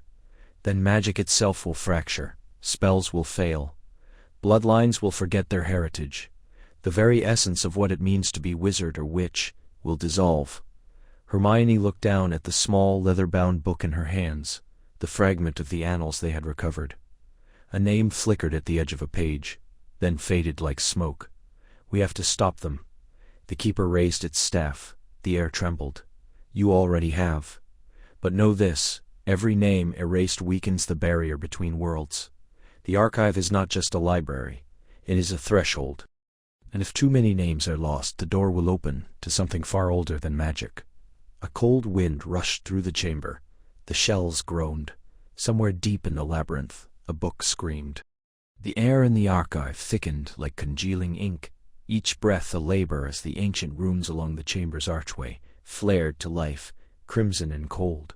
Hermione's fingers tightened around the spine of the open book, its pages fluttering as if caught in a storm, only it could feel. The ink of a name, Lysandra Thorne, a forgotten healer from the 14th century, shivered, then began to blur at the edges. "No," Hermione whispered, pressing her palm flat against the page. "Not again." Harry stepped beside her, wand raised, eyes scanning the shadowed stacks that spiraled endlessly into the vaulted dark above. "Something's wrong. It's not just the name vanishing. It's like the whole room is, remembering." A low hum rose from the floor, vibrating through their boots. The book in Hermione's hands snapped shut with a force that sent her stumbling back. Her head snapped up, just as the walls dissolved, not collapsed, not crumbled. Dissolved, like sugar in hot tea, replaced by a sun-drenched courtyard Hermione hadn't seen in years. Hogwarts, before the war, before so much had been burned away. She stood at the edge of the lake, her younger self seated on the grass with a book open across her knees. The memory sharpened with cruel clarity. The afternoon she'd overheard Wrong and Lavender laughing in the common room. The ache in her chest she'd buried beneath arithmancy equations. "Hermione," Harry said beside her, but his voice came from a distance, distorted, as if underwater. She turned. He was still there, older, real, but the world around them was no longer theirs. It pulsed with the residue of old emotions, the archive twisting their memories into snares. Around Harry, the scene shifted.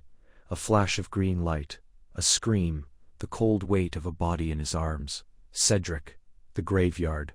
His breath came short, his fingers curling into fists. "It's not real," Hermione said, more to herself than to him. "This is a memory trap. The archive is testing us." "How?" Harry asked, eyes still locked on the fading image of Cedric's face. "Why now?" "Because we're getting close," she said, stepping toward him, her voice steady despite the tremor in her hands. "Someone didn't want this book found, and they don't want us reading it. This isn't just about erasing names, it's about breaking us." The ground beneath them rippled again. The lake vanished.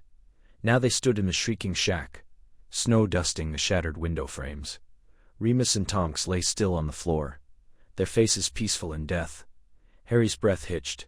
He looked away, jaw clenched. "We can't change it," Hermione said softly. "We can only remember." "It's not just remembering," Harry said. "It's punishing. Like it's saying, this is your fault." "Maybe it is," she admitted, voice raw. "But not in the way it wants us to believe." Another shift. The Chamber of Secrets. The cold stone, the serpent's hiss, the weight of her own unconscious body in Harry's arms as he carried her out. She gasped, the memory flooding back with terrifying immediacy. The silence, the dark, the certainty that she had died.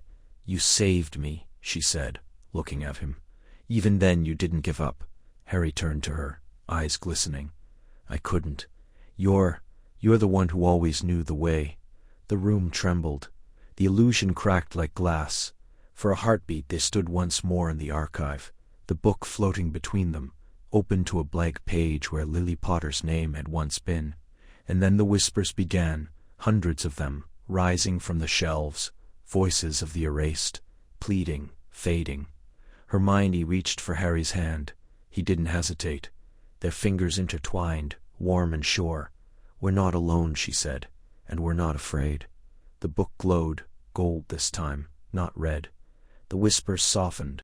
The names, once lost, began to reappear, fades at first, like embers catching flame. The air in the archive was never still. It hummed with a low, resonant frequency, like the aftertone of a bell struck centuries ago. Towering shelves of shifting obsidian spone spiraled upward into shadow, their edges blurred as if seen through rippling water.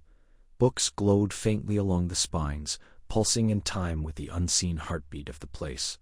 Hermione stood at the central dais, her fingers tracing the edge of the great leather-bound volume, the archive, its surface etched with silver runes that shimmered like starlight. She had spent 7 nights without sleep, mapping the patterns of the vanishing names. Each disappearance began with a faint dimming of the ink, a softening of the script, as though the letters were dissolving into mist. Then, within hours, the name would vanish entirely, leaving behind only a ghostly indentation in the parchment. No one remembered them, not their families, not their friends. It was as if they had never drawn breath. Harry stood beside her, his cloak dust-streaked from the ministry corridors. He hadn't spoken much since arriving, but she could feel the weight of his presence, solid and familiar, like the hearth at the burrow on a winter's night. "It's happening again," she said, voice low. He stepped closer, peering over her shoulder. The page before them was dense with names, stretching back through generations. Rowena Ravenclaw, Salazar Slytherin, even figures long debated by historians, now confirmed to have existed. But in the section labeled Star 20th Century, British Isles Star, something was wrong. One name flickered, not faded, not dimmed. Star flickered, star like a candle caught in a draught. "Harry James Potter," she read aloud, her voice trembling on the second syllable. The letters wavered. For a heartbeat they glowed brighter, then dimmed, then flickered again. Harry inhaled sharply. That's me. "I know," she whispered. He reached out, but she caught his wrist. "Don't touch it." "We don't know what that might do." His green eyes lifted to hers, wide with something she couldn't name. Fear, yes, but also a quiet horror, as if the world had just tilted beneath his feet. "Someone's trying to erase me. Not just you," she said, "but you're the first one still alive when it starts." A silence stretched between them, filled only by the soft, rhythmic pulse of the archive. Somewhere deep in the labyrinth of shelves, a book slammed shut on its own. Hermione turned a page, her hands steady now, driven by urgency. There has to be a pattern, a spell, a ritual, a countermeasure. If they're targeting names directly, then the archive's protections are being breached from within the enchantment itself. Harry ran a hand through his hair, a nervous habit she hadn't seen in years. Who would even know how to do that? "Someone who's been watching," she said. "Someone who's been waiting." This archive wasn't just hidden, it was star-forgotten star. And now it's being used as a weapon. He looked back at the flickering name. "If I disappear, will you remember me?" She turned to him, her breath catching. "Don't say that, but if it happens—" "No," she cut in, sharper than she meant to.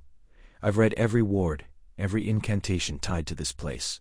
The archive doesn't just record. Its star anchors star. If a name vanishes while the person still lives, the magic fights back. Reality fractures. People forget, yes, but the world stutters. Time skips. Spells fail. And it starts with the people closest to the vanished.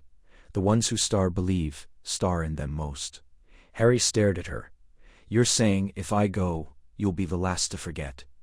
And I'll be the one it destroys first," she said softly. He reached out then, not toward the book, but toward her.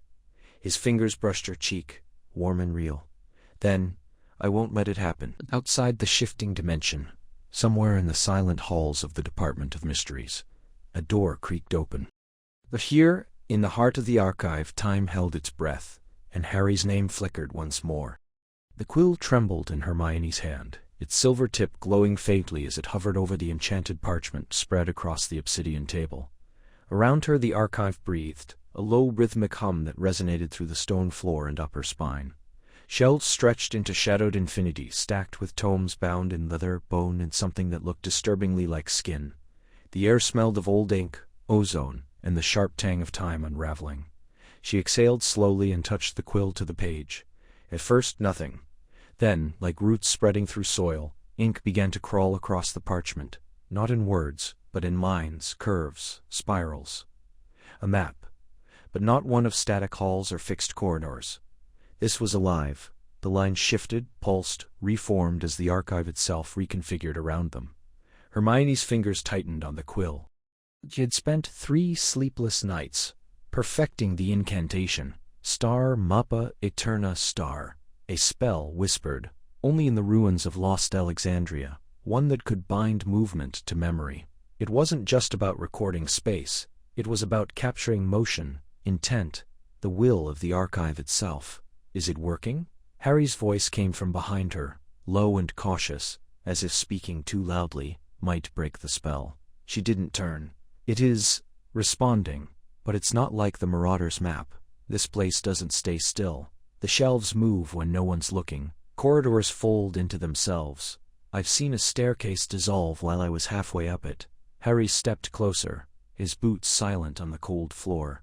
And the quill, the one that writes the names? Still active, she said, glancing toward the central dais, where the great ledger lay open, its pages vast as tombstones. The quill hovered above it, writing in elegant, looping script. Names that hadn't been born yet. Destinies still unwritten. But beside it, a growing number of blanks. Names that had vanished. People like Alara Voss, a healer from St. Mungo's, now unremembered by everyone except Harry and Hermione, and only because they'd seen her name fade. The map twitched. A new corridor spiraled into existence on the parchment, twisting like a serpent toward a section labeled only in ancient runes. Star, the hollow chorus star. That wasn't there yesterday, Harry said. No, Hermione murmured. But it is now. The archive is reacting to the quill's movement. I think it rearranges itself based on who's writing, what's being recorded. When a name is erased, a new path opens. A wound in the structure. She dipped the quill again, this time whispering a secondary charm, Star Revelio Memoriae Star. The map shimmered.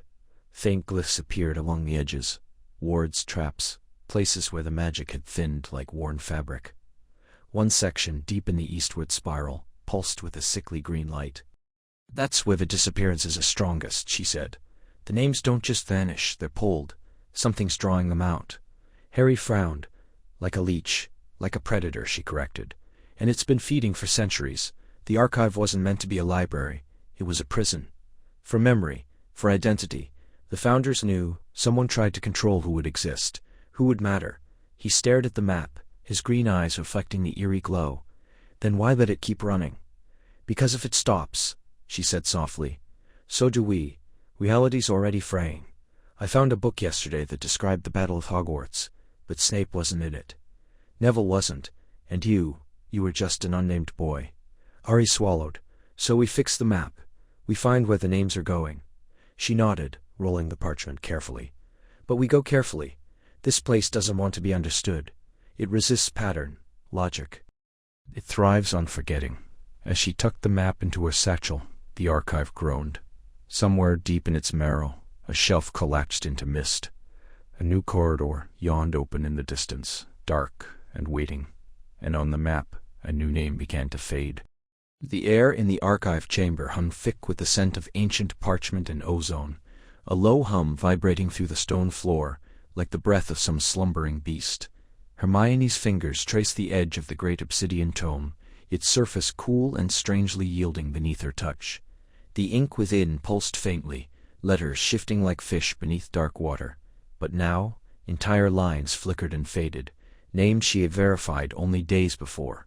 Gwendolen, the odd, young Mafalda Prewitt, even a half-forgotten cousin of Neville's, had dissolved into blankness, leaving only smooth, inkless parchment where their destinies had once been written.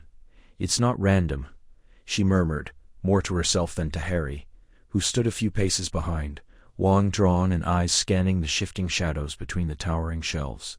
The disappearances follow a pattern. Half-bloods, Muggleborns, those with political dissent in their lineage. Harry stepped closer, his breath catching as he leaned over her shoulder. And now they're erasing them from history. Erasing is too simple a word, she said, voice tight with urgency. They're not just removing names. They're rewriting the archive itself, as if the past can be edited like a school essay. A cold draft spiraled down from the vaulted ceiling, though no door had opened. The candles flickered, their flames bending sideways as if pulled by an unseen tide. Hermione's hand instinctively went to the small silver locket at her throat, charmed, layered, warded, but she didn't trust it anymore. Nothing felt safe here, not even time. Then, beneath a fold of decaying velvet at the base of the pedestal, she found it. A scrap of vellum, brittle as autumn leaf, inscribed with a sigil of interlocking circles, and a single phrase in high arcane. Her breath stilled. "The sect of the blank page," she whispered. The believed purity could only be restored through absence, not by killing the unworthy, but by ensuring they were never born at all. Harry frowned. "You're saying they don't just want to kill people, they want to unmake them." "Precisely." She turned the parchment under the lamplight. "They've been trying for centuries. The archive resists change. Its magic is self-correcting. But if enough of it is altered at once, if belief bends with it, the world follows." A sound echoed from the labyrinth beyond. The soft scrape of stone on stone. Footsteps. Deliberate. Measured. Hermione snapped the locket shut and slid the vellum into her sleeve. "They're here, or someone who knows what we've found." Harry moved in front of her, wand raised. "Stay behind me. I'm not helpless, Harry." "No," he said, glancing back, his eyes green and fierce in the dim light. "But you're the only one who can read that book. And I'm not losing you to some ancient fanatic with a quill and a god complex." The shelves groaned, one tilted, then another, rearranging like bones in a living ribcage. The path they'd entered by was gone, replaced by a narrow corridor draped in cobwebs that shimmered with residual magic. From the darkness ahead, a figure emerged, robed in ash gray, face obscured by a cowl stitched with silver thread. In one hand, a quill made of raven bone. In the other, a vial of ink that smoked faintly, its color shifting between black and blood red. "You should not have read the sigil," the figure intoned, voice hollow as if spoken through stone. "The unwritten are the pure, the unwritten are the future." Hermione's fingers closed around her wand, but she didn't raise it, not yet. "Who are you?" "We are the scribes of silence, the keepers of the void. We cleanse the page so that magic may begin anew. No half-truths, no contamination, only order." Harry took a slow step forward. "And what happens when you run out of names to erase?" The figure tilted its head. "Then we will erase the memory of the erasure. And you, both of you, will not remember you were ever here." The vial tipped. A single drop of ink fell toward the floor, but before it struck, Hermione shouted a spell, Diffindo Temporis, and the air split with a sound like tearing silk. The drop hung suspended, trembling, then reversed, rising back into the vial as the corridor twisted violently around them. "We need to go, now," she gasped, grabbing Harry's arm. As the world spun and the shelves folded inward like a closing fist, one thought burned in her mind. The sect wasn't just a myth, and they were already winning. The candlelight flickered across the ancient vellum, casting wavering shadows that danced like restless spirits along the archive's towering shelves. Hermione's fingers traced the edge of a page so old it crumbled at the slightest pressure, yet bore ink that shimmered with a life of its own. She had not slept in 36 hours. Her eyes burned, her back ached from hunching over the lectern, but the pattern, finally, was emerging. "Harry," she said, voice hoarse, but urgent. "Come here. I found it." He stepped from the shadow of the spiraling bookcase, his silhouette framed by the soft silver glow that emanated from the archive's core. The air hummed with latent magic, a quiet pulse that rose and fell like breath. He moved toward her, boots silent on the obsidian floor. "What is it?" he asked, glancing at the open volume. The script writhed slightly under his gaze, as if resisting comprehension. "It's not just a record of names," she whispered. "It's a ledger of destinies. And look, here, and here. See how these entries cluster? They don't follow birth years. They follow stars." She pointed to a series of marginal notations, tiny glyphs of constellations, etched in what looked like crushed moonstone. Some were darkened, others glowing faintly. Next to them, names had been scratched out, not erased, but star-pulled star, as if torn from existence by an invisible hand. "Orion's belt, the Pleiades, Draco rising," she murmured. "These alignments happen every few centuries, and each time, someone vanishes from the archive, someone whose name should still be there." Harry leaned closer. "You're saying the disappearances are tied to the stars?" "Not just tied," she said. Star orchestrated star. Someone or something has been waiting for these alignments to sever threads from the tapestry of fate. And it's been happening for over 1,000 years. A cold silence settled between them. The archive shifted subtly. Shelves groaned, corridors realigned. A passage that had led east now curved south. The dimension disliked being understood. Hermione turned the page. The vellum resisted, as though reluctant to reveal lore. When it finally gave, a map unfolded, not of land, but of time. A spiral of celestial events marked across epochs. Each linked to a name. One stood out, circled in faded crimson ink. Star Septimus Thorn, 982 amperes, D-star. He was a seer, she said, exiled from the Wiesengemot for claiming the stars could be used to rewrite destiny. They called him a heretic, but he wasn't mad, he was warning them. Harry frowned. And now someone's finishing his work. No, she said slowly. Someone's star using star it. Thorn didn't erase names. He tried to star protect star them. See here? His notes mention a guardianship of the veil, a group sworn to preserve the natural order of magical lineage. But if I'm reading this right, they were infiltrated, corrupted. And the archive, it's not just a record, it's the anchor. If too many names are severed, the magical world loses its foundation. Spells might fail, bloodlines could unravel. Even star we star, she stopped, breath-catching. Even we might not have existed, Harry finished, voice low. Outside the archive's shifting walls, a distant chime echoed.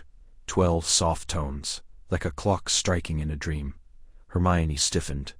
That's not part of the archive's rhythm, she said. Harry drew his wand. When does the next alignment happen? She checked the celestial chart, her pulse visible in the hollow of her throat.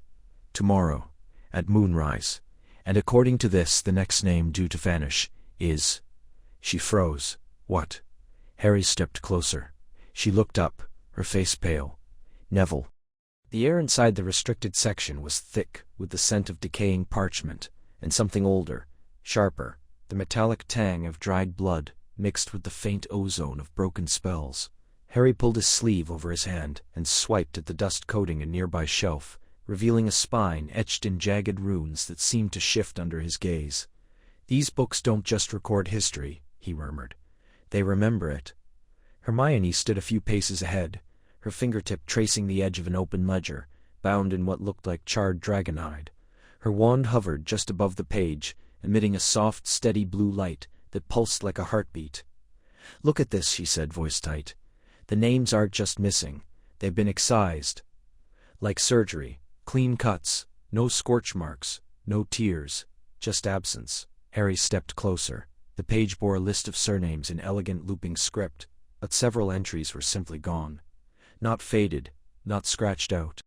The paper itself was smooth, unbroken, yet the space where names should have been felt hollow, as if the air above them resisted light. He reached out, hesitated, then brushed his fingers over the blank spot. A jolt shot up his arm, cold, electric, and for a heartbeat he saw a flash, a woman with wild silver hair standing atop a crumbling tower, wand raised, screaming a word he didn't know, then it was gone. Harry? Hermione's hand was on his arm, her eyes wide. You're pale. I saw something, he said, rubbing his wrist. A memory? A vision? I don't know. It felt real. She exhaled slowly. The archive doesn't just store names. It holds echoes, residual magic from the lives it recorded. When someone is erased improperly, violently, their echo doesn't vanish. It lingers, like a bruise on reality. He glanced around. The shelves stretched endlessly into shadow, their contents bound in strange materials, scales, bark, even what looked like stretched skin. Titles pulsed faintly in languages long dead. Who decided what went in here? Who gets to decide who's forgotten? Hermione turned a page carefully, the parchment crackling like dry leaves. The Ministry didn't create this section. It was here long before them. The Department of Mysteries found it sealed behind 7 wards during the founding of the Ministry. They called it the Vault of Unwritten Names, a graveyard for rebels, heretics, anyone who challenged the established order. And now, Harry said, someone's using it to erase people in real time. She nodded, jaw clenched. The archivist's log shows 3 more disappearances in the last 12 hours. Muggle-borns, all of them. No bodies, no traces. Just gone, as if they never drew breath. A low hum filled the chamber, rising from the floor. The candles along the walls flickered, their flames bending sideways though there was no wind. Hermione's wand-light dimmed. "Something's waking up," she whispered. The bookshelves groaned, not metaphorically. Wood cracked, leather bindings strained, and the floor trembled beneath their feet. A section of the wall peeled open like a bluey flower, revealing a narrow corridor lined with mirrors. But the reflections weren't theirs. In one, Harry saw himself in Death Eater robes, wand raised. In another, Hermione stood alone in a ruined Hogwarts, face streaked with ash, holding a broken time-turner. "Don't look," Hermione said sharply, grabbing his wrist. "They're not us, they're possibilities, roads not taken. But someone's making them bleed through." The hum deepened into a chant, low and guttural, spoken in no language Harry recognized. Shadows pooled at the corridor's end, swirling like ink in water. A shape began to form, tall, hooded, its outline flickering between human and something else. "We need to go," Harry said, pulling her back. "No," she said, planting her feet. "This is where the erasures began. I can feel it. If we leave now, we might never find the source." "You think it's waiting for us?" "I think it's been waiting for someone like us." She raised her wand, the tip blazing now. "For 1,200 years this place has been a secret. But the archive is alive, Harry, and it's trying to tell us something." The figure stepped forward. The mirrors shattered, and for the first time the silence that followed was worse than the noise. The air in the archive pulsed with a low, rhythmic hum, like the breathing of some vast, slumbering beast. Rows of endless shelves stretched into impossible distances, their spines shimmering with names that flickered in and out of existence. Some bright and bold, others dim, fading like dying embers. Hermione stood at the center of it all, her fingers tracing the edge of a floating ledger, its pages suspended in midair as if held by invisible hands. The book, the star index of all. Star was not merely paper and ink, it was alive, and it was sick. Harry stood a few paces behind her, wand half-drawn, eyes scanning the shifting corridors. The library changed when it wanted to. Doors appeared where there had been none, staircases spiraled into ceilings, and silence sometimes cracked like thunder. He had learned not to trust stillness here. "You said it was stable," he murmured, voice low. "It was," Hermione replied, not looking up, "until this morning." "Look," she pointed to a cluster of names near the bottom of the page. A family, the Pruitts, their entries once rich with lineage and magical signatures. Now, only smudges remained, like ink washed with rain. "They're not just fading, they're being unwritten star." Before Harry could respond, the temperature dropped. Frost bloomed across the surface of the ledger, etching delicate, crystalline patterns along the margins. A figure emerged from between 2 towering shelves, tall, robed in gray, that seemed to absorb the light, face obscured by a hood that cast perpetual shadow. "You keeper, you trespass beyond your mandate, Granger." The voice came, soft but carrying through the silence like a bell underwater. "The index does not suffer interference." Hermione straightened, jaw tight. "People are disappearing. Entire bloodlines. This isn't natural decay. Someone's doing this deliberately." The keeper tilted its head. "And you believe you can stop it by rewriting fate? By meddling in what was never meant to be touched?" "We're not rewriting," Harry said, stepping forward. "We're trying to save people, real people. They're still alive, somewhere, but no one remembers them, not their families, not their friends. It's like they're being erased from history, one name at a time." A long pause. The frost crept further, now leasing the air between them. "Names in the index are not merely records," the keeper said. "They are anchors. To remove a name is to unbind a soul from the weave of magic, but to interfere with the erasure," the figure turned slowly toward Hermione, "is to risk becoming unwritten yourself." Hermione's breath caught. "What are you saying? Every time you restore a name, every time you shield a thread, the archive has marked for removal. The balance shifts. The index demands equilibrium. If you persist, it will claim something in return." Harry frowned. "You're threatening her?" "Not threatening. Warning." The keeper raised a long skeletal hand, and a page turned on its own. A new entry glowed faintly, a single name, written in deep crimson ink that pulsed like a heartbeat. Star Hermione Jean Granger. Star. She stepped back as if struck. "No," she whispered. "That's not. I haven't been marked." "Not yet," the keeper said. "But the stain of interference has already begun. The ink darkens with each act of defiance. Restore one name, and your own begins to fade. Fully erased, the world forgets you. Not just your deeds, not just your face, your existence. Even the archive will no longer remember you wrote your own name." Harry moved to her side, his voice urgent. "Then we stop. We find another way." "There is no other way," the keeper said. "Only choice. Let the unraveling continue, and with it the slow death of magic. Or risk yourself to mend it. But know this. Should your name vanish, even I will not recall your voice." The ledger snapped shut with a sound like a sigh. The frost receded, leaving only silence and the weight of what had been said. Hermione stared at the space where her name had burned in red. "It's already started, isn't it?" she asked quietly. "The forgetting." Harry didn't answer, but the way he looked at her, as if memorizing her face, told her everything. Rain lashed against the high, arched windows of the Ministry of Magic, turning the marble corridors into echoing tunnels of shadow and flickering lamplight. Hermione stood at the threshold of the newly warded chamber deep beneath level 9, her breath shallow, her fingers clenched around the iron key that pulsed faintly with residual enchantment. The archive hummed behind her, a low rhythmic thrumming like a heartbeat buried in stone, its ancient spine bound in silver-threaded dragonhide, its pages shifting even now, rewriting destinies in invisible ink, only she could fully decipher. She had not slept in 3 nights, not since the first name vanished.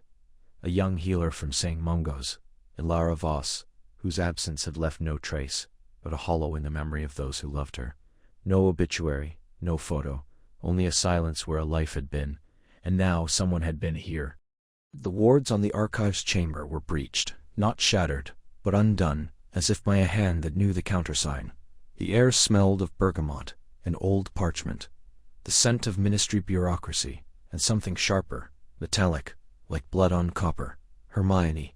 She turned. Harry stood in the doorway, his invisibility cloak bunched in one hand. His wand lit faintly at the tip. Rainwater dripped from the hem of his cloak, tracing dark lines down the polished floor. "They've been in the registry," he said, voice low. "I checked the logs. Someone accessed the restricted index an hour ago, using a level 10 clearance charm." Her stomach tightened. Only 5 people in the ministry held that clearance. "I thought it was you," she whispered. "I was at Grimaway's, sorting through old order files. Something felt off, like memories slipping through my fingers." He stepped closer, eyes searching hers. "I remembered Sirius. Then I didn't. Then I did again, but the way I remembered him changed. His laugh, it used to be louder. Now it's softer, like someone smoothed the edges." Hermione pressed a hand to the archive. The cover vibrated under her palm. "They're not just erasing names, they're editing them, rewriting history from the inside." A footstep echoed down the hall. Both of them turned. Amelia Strickland emerged from the gloom, her silver ministry badge gleaming at her collar, her expression calm, almost serene. She held a slim folder, too slim. Hermione's breath caught. "That's not a file," she said. "That's a page." Strickland smiled. "A small, sad thing. Hermione, you were always too clever for your own good." "You took it," Harry said, stepping in front of Hermione, wand raised. "You're one of them." "The sect has existed longer than the ministry," Strickland said. "Not moving. Longer than Hogwarts. We are the shears that trim the overgrowth of fate. Some destinies must end before they begin." "Like Ilara Voss," Hermione demanded. "She wasn't dangerous. She was a healer. She was meant to cure the Dark Veil Plague," Strickland replied. "In another timeline, but she would have used that power to elevate Muggleborns above the blooded lines. A disruption. Balance must be maintained." "You don't get to decide who exists." Hermione's voice cracked. "That book, the archive, it's not a tool. It's a testament, a promise." "It's a weapon," Strickland corrected. "And like all weapons, it must be controlled. The founders knew this. That's why they buried it. But you dug it up, you woke it. She lifted the folder. And now I will silence it, one page at a time. Harry moved, fast, lunging forward, but Strickland flicked her wand, and the floor beneath him erupted in silver chains that coiled like serpents, binding his legs. Hermione drew her wand, but Strickland was already stepping back, her eyes glistening. I liked you, Hermione. I did, but loyalty to the greater order transcends affection. She turned, and vanished, not with a pop of apparition, but into the shifting shadows of the corridor, as if the darkness itself had swallowed her whole. Hermione dropped to her knees, wrenching at the chains around Harry. She's going to destroy more names, she said, voice trembling. She'll start with the ones who challenge the old families. Half-bloods, reformers, visionaries. Harry gripped her wrist. Then we find her, before she writes over the past. But as he spoke, a new silence fell. Deeper, colder, and in the archive another name flickered, then faded, into nothing. The air inside the archive's memory corridor tasted like dust and lightning, thick with the residue of forgotten thoughts. Harry's breath came quick and shallow as he sprinted down the narrowing passageway, his wand outstretched, its tip casting a trembling silver glow. Beside him, Hermione's silhouette cut sharply through the half-light, her robes flaring as she dodged a collapsing shelf of pulsing memory orbs. One shattered against the stone floor, releasing a wisp of silvery vapor that coiled into the shape of a young boy, laughing in a sunlit meadow, then dissolving into smoke as the corridor twisted again. He's ahead, Hermione gasped, her voice tight with exertion. I can feel the distortion, like a tear in the fabric of the archive. Harry didn't answer. His eyes were locked on the flicker of black robes vanishing around a bend that hadn't been there seconds ago. The corridor shifted with every step, rearranging like a living maze, the walls breathing in and out with the rhythm of ancient magic. Bookshelves melted into archways, staircases spiraled into nothing, and whispers, fragments of stolen lives, drifted through the air like moths. They turned the corner and skidded to a halt. Before them, the corridor opened into a vast circular chamber, its domed ceiling painted with constellations that moved too slowly, too deliberately, like stars caught in molasses. In the center stood a figure cloaked in ink-black robes, his back to them, hands raised as he chanted in a language that scraped against Harry's ears like broken glass. Malachi, Hermione breathed. The name hung in the air like a curse. At once, the man turned. His face was gaunt, his eyes hollow, but his smile was sharp, a blade wrapped in skin. Miss Granger, he said, voice smooth as oil. You are always too clever for your own good. You're erasing them, she said, stepping forward, wand trembling not from fear but fury. Real people, lives. You don't have the right. Right. Malachi laughed, a die, cracking sound. The archive was never meant to be a monument to mediocrity. It was meant to shape destiny, to cleanse the bloodlines, to prune the unworthy before they could taint the future. Harry stepped beside her, shoulder to shoulder. And who made you the gardener? Malachi's smile didn't waver. The ones who came before. The custodians. We have guided magic for centuries, unseen, unthanked. And now the final harvest begins. He raised his hands again, and the chamber shuddered. From the walls memories poured, dozens of silvery figures stepping free from the stone like ghosts given form. But these were not passive echoes. Their eyes burned violet, their movements jerky, violent. A woman in Victorian dress lunged at Hermione with spectral hands that crackled with dark energy. Harry shouted a spell, Star Expelliarmus Star, but it passed through her like mist. They're anchored in the archive. Hermione cried, dodging a swipe from a boy in Hogwarts robes, his face twisted in unnatural rage. You have to disrupt the connection. Harry nodded, pivoting to face a cluster of them converging on Hermione.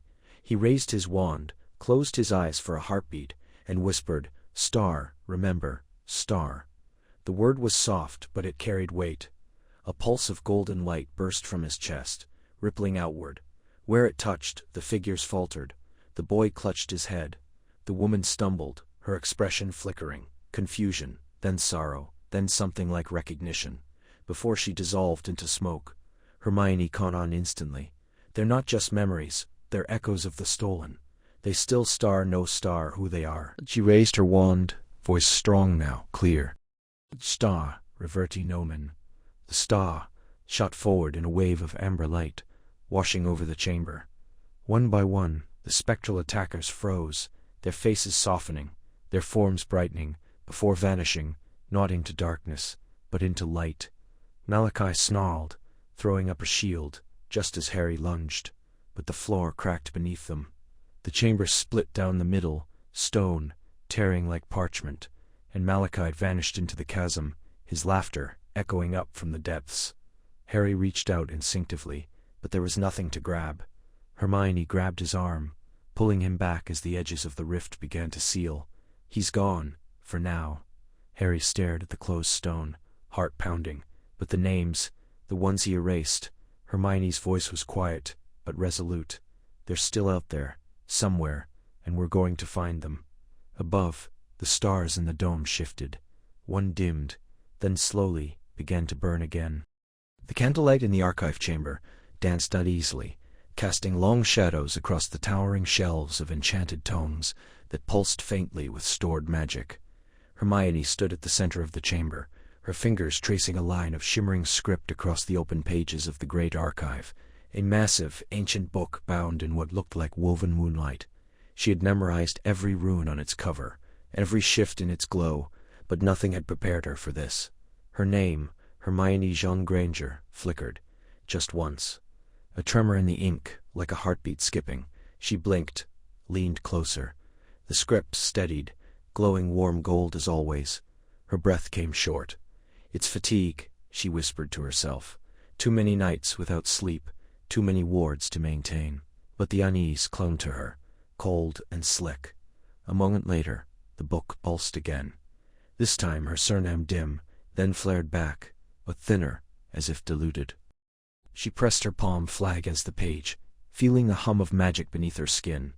The archive responded with a low thrum, but not the comforting resonance it had always offered. This felt guarded. Hermione? Harry's voice came from the archway, soft with concern. He stepped into the chamber, his ore robes slightly askew, a half-eaten apple in one hand. His eyes scanned the room, then settled on her, or rather, on the space where she stood. He paused, his brow furrowed. "Who's there?" Her breath caught. "Harry, it's me, Hermione." He blinked, then squinted. "Hermione? Where? I don't." He took a step forward, his hand rising as if to feel the air. "I star no star you're here. I hear your voice. But I can't see you clearly. It's like you're blurred." Panic, sharp and sudden, tore through her chest. She stepped into the light, gripping the edge of the archive stand. "Look at me, please." He turned his head slowly, his eyes focused, but not on her face. On her shoulder, then her hair. He winced. "I can almost remember you. Your voice, your manner, like someone I've known forever. But your face, it's slipping, like fog." She reached out, touched his arm. He flinched. That felt familiar. Cold, but right, like a memory I can't place. Tears stung her eyes. The archive. "My name, it's fading. I saw it." Harry turned sharply to the book. He stepped past her, too close, as if she were merely an obstacle, and stared at the page. For a long moment, he said nothing. Then quietly, "Hermione, your name isn't just flickering, it's unraveling. The letters, they're dissolving into smoke." She looked, and there it was. Her first name, now half gone. The H nearly vanished, the rest trailing off like ink in water. "No," she whispered. "No, that's not possible. I'm star, here's star, Iza, I exist." "But do they?" Harry asked, his voice grim. "Do star we star?" She thought of Ron, of Ginny, of McGonagall. Would they too forget her? Would Hogwarts erase her from its records? Would her parents, even now, feel the ghost of a daughter they once loved, with no memory of why their hearts ached? Harry reached into his cloak and pulled out his wand. "We need to anchor you. Now." "How?" "Blood magic. A personal vow, something the archive can't ignore." She hesitated. Blood magic was dangerous, unpredictable, but so was oblivion. "Do it," she said. He drew the wand across his palm, a clean, shallow cut. Blood welled, dark in the low light. He placed his hand on the page directly beneath the fading script of her name. I, Harry James Potter, swear upon my magic and my memory. Hermione Granger is real. She was born to Mr. and Mrs. Granger. She went to Hogwarts. She saved my life more times than I can count. She is brilliant, brave, and unforgettable star. Let this truth bind her to the archive. The book trembled. The blood seeped into the parchment, spreading like roots, glowing crimson. For a moment, the name flared, brighter than before, then flickered and vanished. The chamber fell silent. Harry stared at the blank space where her name had been. Hermione stepped back, her hands trembling. She looked at him. "Do you still remember me?" He closed his eyes, swallowed hard. "Yes, for now. But for how long?" she whispered. Outside, the library dimension groaned. A sound like shifting stone and breaking glass. Somewhere deep in the archive's endless corridors, a door slammed shut. Something was coming, and it knew her name was next. The air in the archive shimmered like heat, haze over stone, thick with the scent of old parchment and something sharper, ozone and burnt sugar, the aftertaste of unraveling magic. Hermione stood at the center of the Chamber of Echoes, her fingers trembling as they traced the edge of the great archive, its once gleaming pages now flaking at the margins like dried blood. Names blinked in and out, some fading entirely, each erasure sending a ripple through the air, a silent scream only those attuned to magic could feel. She had felt it first as a chill, then a dizziness, then the horror of waking that morning to find her name absent from her own wand's memory. Harry watched her from the archway, his breath shallow. He had seen her flicker twice in the past hour, once when a name vanished in Bulgaria, another when a child in Hogsmeade ceased to exist in anyone's recollection. Each time Hermione dimmed, like a candle fighting a draught. Their voice, when she spoke, sounded distant, as if coming through water. "I can still feel them," she whispered. "The names. They're not gone, not really. They're buried beneath the silence." He stepped forward, the stone humming beneath his boots. "Then we anchor you. Now." She turned, eyes wide. "Harry, no. The ritual, it's not been done in centuries. It's unstable. If it fails, it won't fail." He met her gaze steady. "You're the only one who can read the archive's deeper layers. If you go, everything we are trying to save unravels." The ritual required blood, breath, and a willing sacrifice of self, someone to tether the fading to the present, to become a living counterweight against oblivion. It was forbidden for good reason. The anchor risked fragmentation, their memories bleeding into the void meant for another. Harry had studied the incantation in a crumbling grimoire hidden behind a false panel in the restricted section, its pages brittle with age and warnings written in silver ink that burned to the touch. Hermione shook her head. "There has to be another way. I won't let you lose yourself for me." "There isn't." He reached into his coat and pulled out a small obsidian dagger, its hilt carved with runes that pulsed faintly blue. "And it's not for you. It's for all of them. The ones who've already vanished. For the ones who will if we don't stop this." She opened her mouth to argue, but a tremor moved through the chamber. The archive groaned, its spine flexing like a living thing. A name, Star Alaric Thornweave Star, blinked once, then dissolved into ash that drifted to the floor. Hermione gasped, staggering as if struck. Her hand flew to her chest, and for a terrible second her outline blurred translucent at the edges. Harry didn't hesitate. He drew the blade across his palm, wincing as blood welled, dark and warm.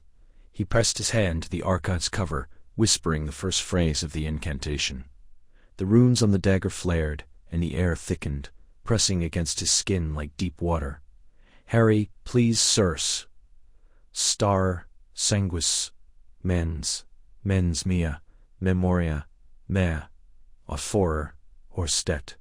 Star, his voice gained strength, resonant in the chamber's hollow core. "Star, ut illa, permaneat, ego cadem in umbra." Star, light erupted from the book, binding them in a column of silver and shadow. Hermione cried out, as threads of luminous energy wound around her arms, her neck, her temples, anchoring, tightening. Harry felt it then, the pull, deep in his mind, as if fingers were sifting through his memories, pulling at threads not meant to be touched. His 5th year at Hogwarts flickered, Sirius falling through the veil, but the face was wrong, blurred. Ginny's laugh, fading. The scar on his hand from Umbridge's pen, gone. "Hold on," he gritted, reaching for her. "Just hold on." Tears streaked her cheeks. "I can feel you slipping. I know." He smiled, though it hurt. "But I'm still here, and you're not going anywhere." The light dimmed.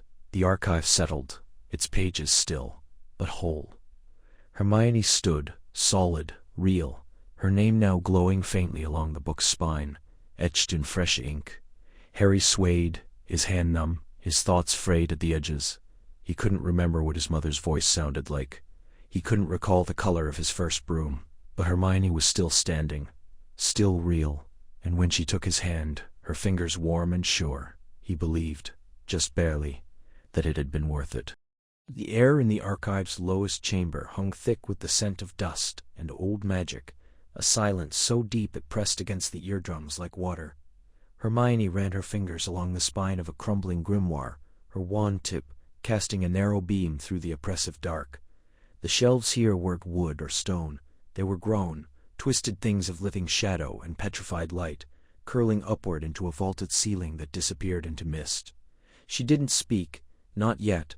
Something in the stillness warned her even breath too loud, might alert whatever slept beneath the archive's skin. Harry followed close behind, his hand resting on the hilt of the silver dagger they'd taken from the Hall of Echoes. Its edge still hummed faintly, a remnant of the last guardian made silenced. His eyes flicked to the floor, not stone, but a mosaic of names, thousands of them, inscribed in glowing script that pulsed like a slow heartbeat. Most still shimmered. But in patches, great swaths had gone dark, the letters erased as though wiped by an unseen hand. "They're still vanishing," he whispered. Hermione nodded, her jaw tight. "Faster now. I counted 17 more gone since midnight." They turned a corner, and the chamber opened into a circular atrium, empty but for a single pedestal of black basalt. Upon it rested a book, not ancient, not crumbling, not even open. It was massive, its cover, smooth and blank, made of a material that seemed to drink the light. No title, no symbol, just emptiness. Harry took a step back. "That's not possible." Hermione approached slowly, her wand trembling. "It's not just blank, it's hungry." She reached out, then paused. "There's no magic in it, at least none I can detect. But that's the point, isn't it? Negative space. A void shaped like a book." Harry stepped beside her, frowning. "You think this is what's causing the erasures?" "I think it's the instrument," she said. "The archives records every witch, every wizard, from birth to death. But this isn't a record. It's a template, a blank codex. And if someone can write into it, they could overwrite anyone," Harry finished. "Not just erase, replace." A cold wind stirred from nowhere, lifting the hem of their cloaks. The book exhaled dust, fine silver, like ground starlight, and for a moment, the air above it shimmered. Words began to form, not on the pages, but in the space above. Star Alvis Percival Wulfric Brian Dumbledore Star. Then in a flicker, it changed. Star Albus Ferellian, first speaker of the Hollow Choir Star. The name flicker, and the smoke. The Manius locked into spoke. Hermione staggered back. "They're testing it." Harry drew the dagger fully now, its hum rising in pitch. Who's doing this?" She looked around, eyes scanning the dark shelves. "Not just one person, a sect, one that's been here long before Hogwarts, long before Merlin maybe. They didn't want to destroy magic. They wanted to control its future. By controlling who is remembered, who is born, who matters." The low chime echoed, distant and metallic. Then another, and another, closer. "They know we're here," Harry said. Hermione didn't move her eyes from the blank book. "Then, we don't have time to run. That thing, it's not just erasing names. It's rewriting lineage. If they inscribe a new bloodline into it, entire families could vanish. Histories rewritten. Powers shifted. The Ministry, Hogwarts, even Voldemort. All of it could be unmade and replaced with something engineered." Her voice dropped. "Harry, if they write a new chosen one into existence, "What happens to you?" He didn't answer. He didn't need to. The weight of it settled between them. Not just fear, but betrayal. A lifetime of struggle, of loss, of love and war. All of it potentially, a footnote soon to be erased. The chimes grew louder. Shadows pooled at the edges of the chamber, taking shape. Hermione raised her wand. "We can't destroy it. Not here. But maybe we can seal it." Harry stepped forward, standing shoulder to shoulder with her. "Then we seal it." And as the first robed figure emerged from the dark, face hidden beneath a mask of fused bone and silver thread, they raised their wands together, not in attack, but in binding, in memory, in defiance. The blank codex trembled, and for the first time it resisted. The fire in the archive's central hearth burned violet, its flame curling like frozen smoke against the obsidian stones. Hermione stood before it, parchment in hand, the quill trembling in her grip. The air tasted of ash and old copper, thick with a silence that pressed against the eardrums. She hadn't lit the fire. No one had. Across the room Harry leaned against a towering shelf of chained grimoires, his wand half drawn, eyes fixed on the unnatural blaze. "It's not supposed to do that," he murmured, voice low, as if speaking too loudly might wake something. "No," Hermione agreed, her breath fogging in the sudden chill. "The archive's fire only responds to recorded deaths, gentle blue, like candlelight. This is erasure." She stepped closer, careful not to touch the heatless flame. In its depths, letters flickered, names, burning at the edges, dissolving into embers that didn't fall. She caught one on instinct, a scrap of soot that crumbled across her palm. Dar Dorcas Meadows, star a resistance witch, dead decades ago, her name already in the archive. But this wasn't memory, this was deletion. "They're not just removing the future," she whispered. "They're rewriting the past." A low hum began beneath the floor, a vibration that made the shelves tremble. Pages turned on their own, not in wind, but as if something were reading, hungrily, through the centuries. The archive was alive, and it was afraid. Harry moved to her side. "We need to close the wards, now."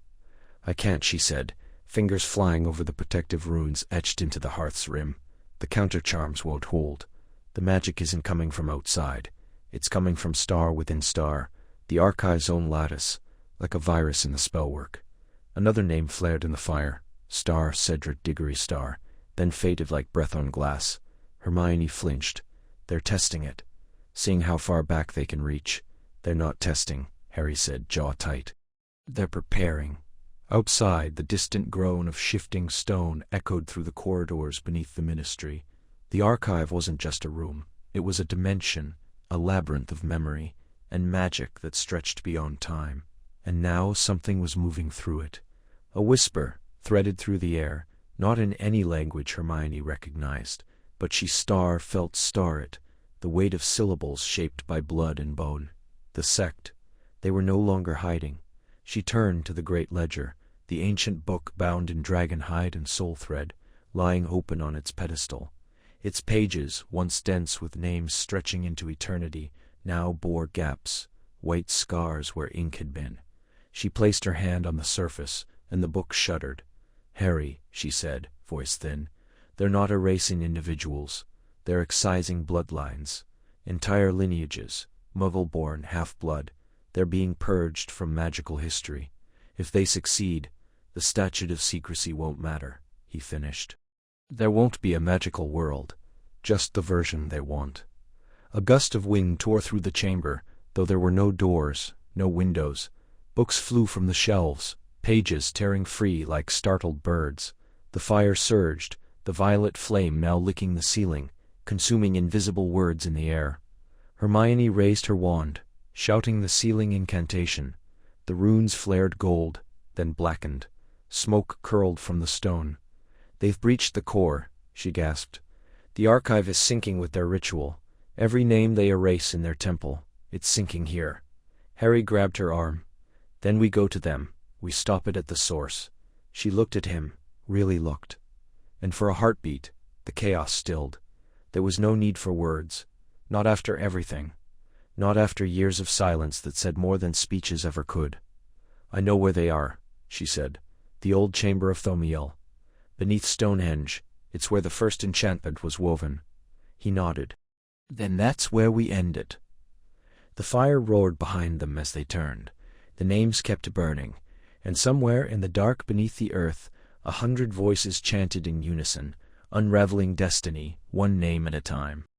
Rain lashed against the high-arched windows of the archive's outer chamber, though there was no sky, only the swirling gray void that marked the boundary between the ministry and the archive's shifting dimension.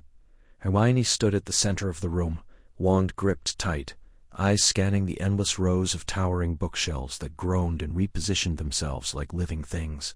The air hummed with latent magic, thick as fog, and every breath tasted of ink and ozone.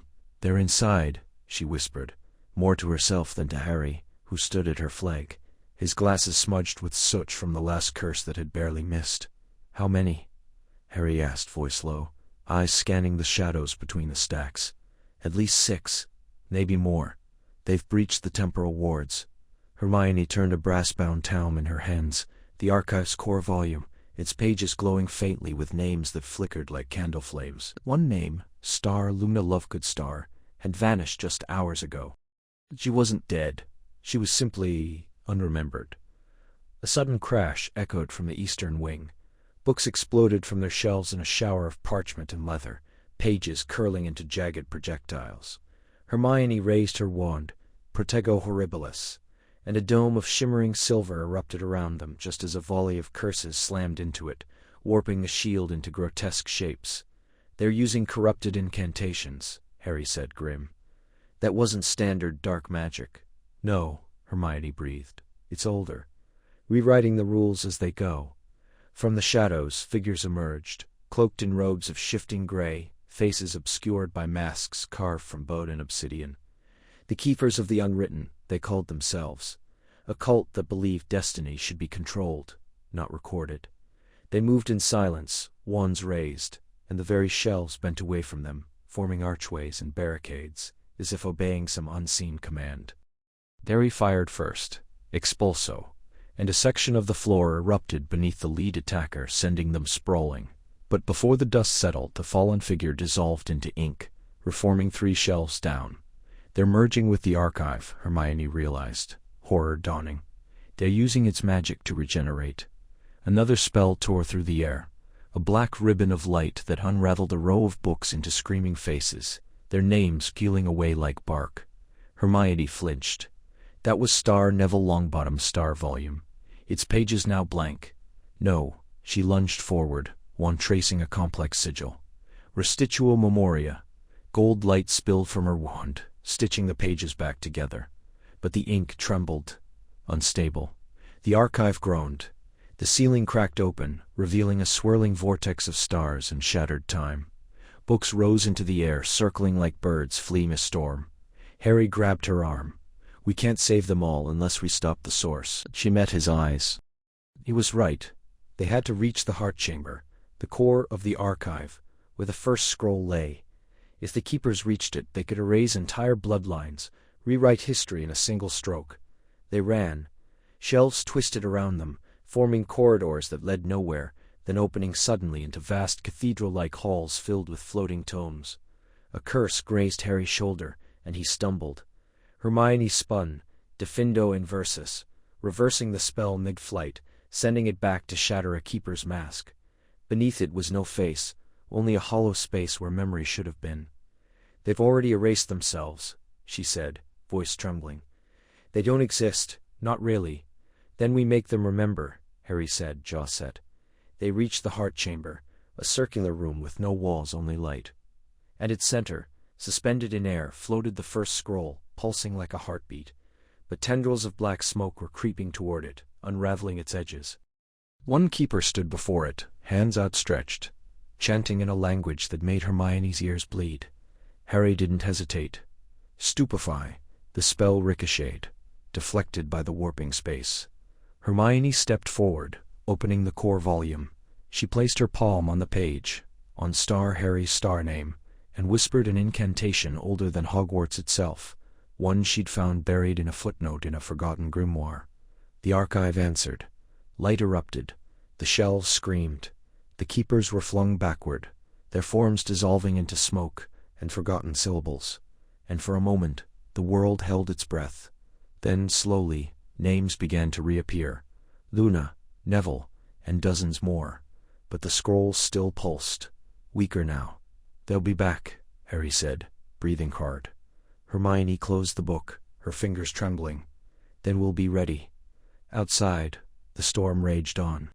The air in the archive was thick with the scent of old parchment, and something sharper, like burnt ozone, clinging to the edges of the endless shelves that shifted when no one was looking. Hermione's fingers trembled as she traced the edge of a crumbling page, her breath shallow. "It's not possible," she whispered.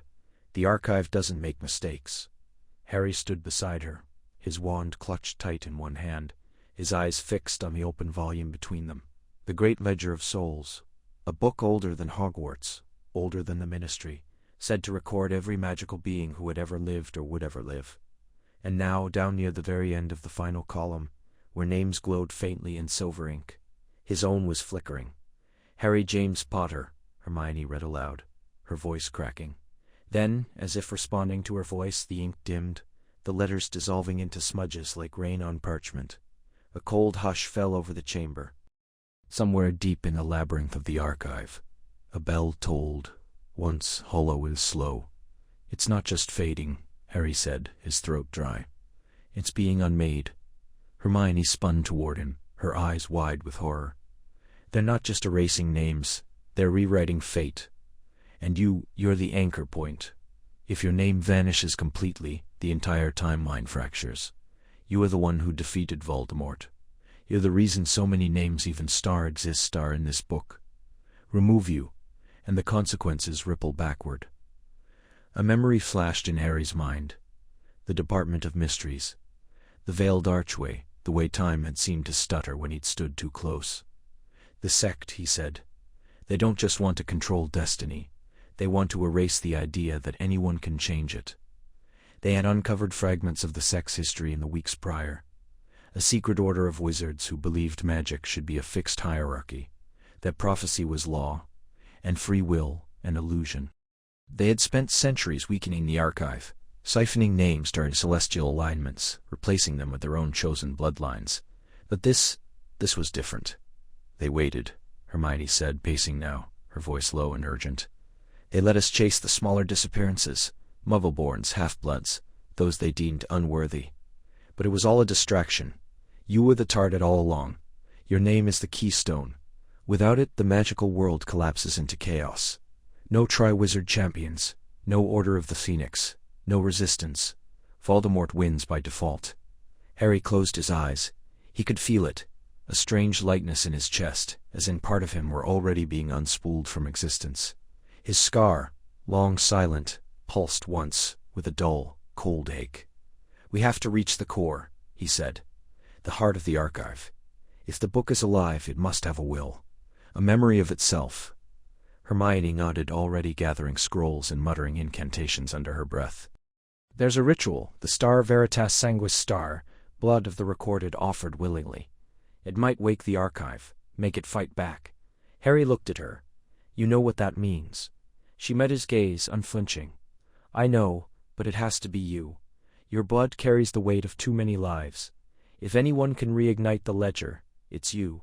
A sound echoed down the corridor, soft at first, then growing. Footsteps, many of them. Cloaked figures emerged from the shifting shelves, their faces hidden, their wands raised not in attack, but in ritual formation.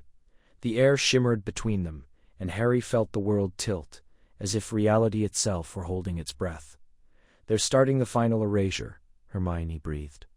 Harry stepped forward, drawing his wand and pressing the other hand against the ledger. "Then I'll give them a story they can't erase."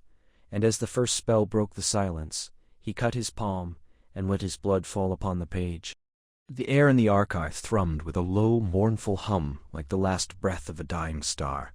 Dust motes swirled in the dim, shifting light that fell through no visible source, pale silver beams that pooled on ancient tomes and curved shelves that spiraled endlessly into the mists above. Hermione stood at the center of it all, bare feet pressed against the cold, living stone floor that pulsed faintly beneath her, as if the library itself had a heartbeat. Before her floated the archive, a massive open book bound in skin that shimmered like liquid moonlight. Its pages were vast, each inscribed with millions of names in shimmering ink, names that had once been eternal. Now too many were fading, dissolving like ash in water. She had spent 3 sleepless days and nights deciphering the patterns of erasure. It wasn't random. The vanishings followed a sequence, names linked not just by blood, but by moments of defiance, rebels, innovators. Those who had challenged the established order of magic. A quiet purge, centuries in the making, and the counterspell. She had it now. Not from any book, not from a logic alone, but from a moment of clarity that came in the stillness before dawn. She had been tracing a vanished name, Lyra Thorne, a witch, erased in 1692, accused of teaching Muggleborns unsanctioned charms. When she felt the archive star respond, star, not just as an object, but as a living record, a soul-bound repository of magical existence. The spell required a resonance, a sacrifice. "You don't have to do this," Harry said, stepping forward from the shadows. His voice was quiet, frayed at the edges.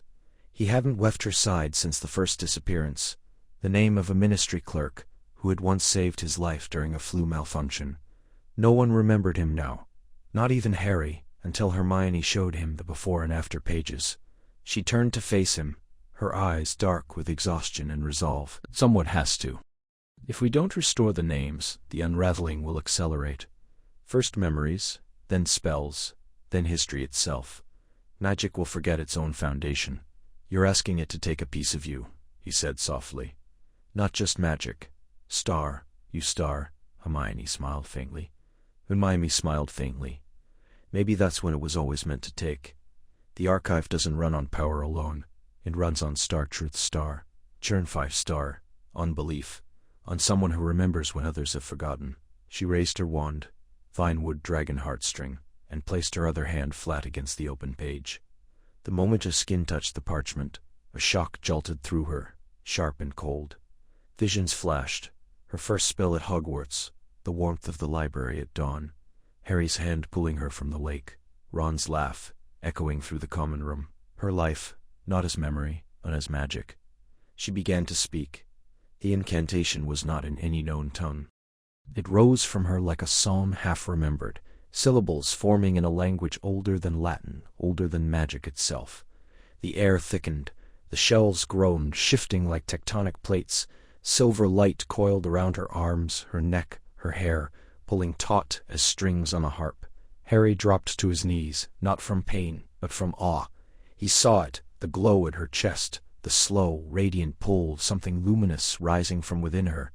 Her essence, her will, her star-named star, not just as written, but as lived. "Hermione," he whispered. She didn't stop. Her voice grew stronger, clearer, even as her body trembled. The first name reappeared, Lyra Thorne, etched in golden fire upon the page, then another, and another, dozens, hundreds. The archive shuddered, a deep, resonant chime echoed through the dimension, like a bell struck at the edge of time, but her breath was growing shallow. Her fingers, still pressed to the page, had turned translucent. Harry crawled forward. "That's enough. You've done enough." "No," she gasped. "There are so many more." And she poured the last of it into the spell. Her courage, her doubt, her love, her fury at being forgotten. The final name blazed into existence. Then silence. The light faded.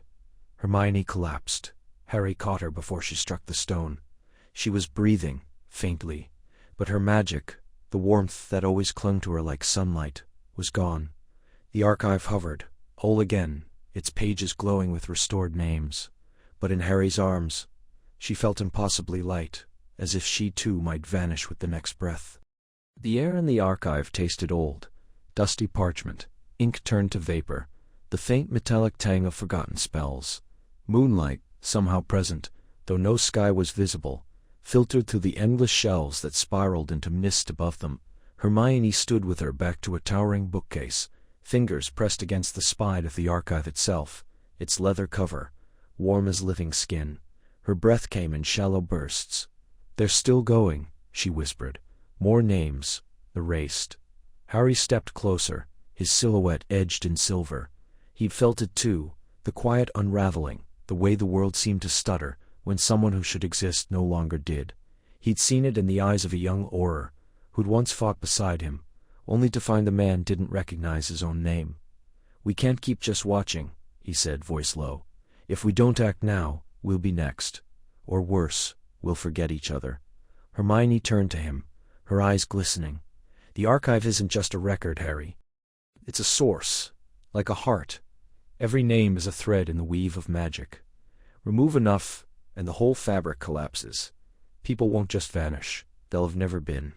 History will rewrite itself without them." He nodded slowly. "So we go in." She exhaled sharply, as though the words had been caught in her throat for days. "The final chamber, the one behind the memory veil. It's where the original names were first inscribed. If we can reach the core, if we can anchor ourselves to the truth before it's rewritten." "It's a trap," Harry said. "Whatever's erasing the names, it's guarding that chamber. It wants us to come. It wants fear," she corrected. "Doubt. That's how it spreads, through hesitation. But if we go together, if we remember each other clearly, hold on to that, the archive might recognize us. Might let us in." Silence settled between them, thick with the weight of what they were considering. To step into the core was to risk oblivion. Not just death, erasure. To be unmade from time. Harry studied her face. The way a faint scar from Bellatrix's knife still traced her forearm, the stubborn set of her jaw, the quiet fire behind her eyes that had never dimmed, not even now. "I spent my whole life trying to forget," he said, voice rough. "The cupboard, the war, the people I lost, but you made me want to remember.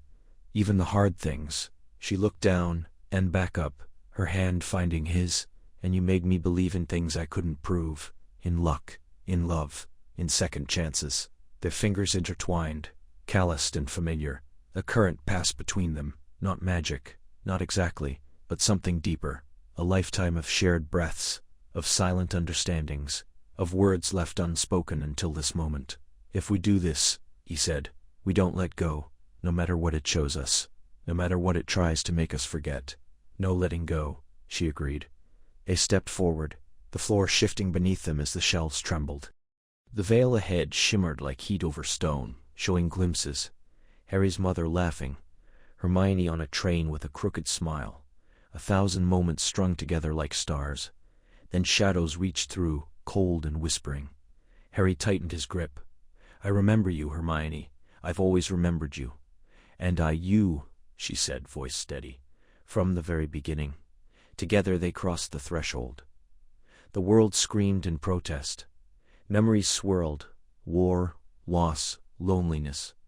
Lies, but they held on, their voices rising in unison, naming each other, anchoring in truth. Hermione Granger, Harry Potter, again and again, like a spell, like a promise. And deep within the archive, something ancient stirred, not in anger, but in recognition. The air in the archive thrummed like a plucked harp string, charged with the weight of 1,000 vanishing names. Hermione stood at the heart of the Chamber of Echoes, barefoot on the cold stone, her hands pressed flat against the massive open pages of the archive, a book as wide as a banquet table, its spine fused with silver veins that pulsed faintly, like a dying heartbeat. Ink swirled beneath her fingertips, not writing, but retreating, names dissolving like sugar in rain. She could feel the unraveling in her bones, a quiet erosion of magic that threatened to unmake history. Harry stood behind her, wand raised, eyes scanning the shifting corridors of floating bookshelves that spiraled into darkness above. The library was alive now, warping with every stolen name, corridors folding inward, like a dying lung.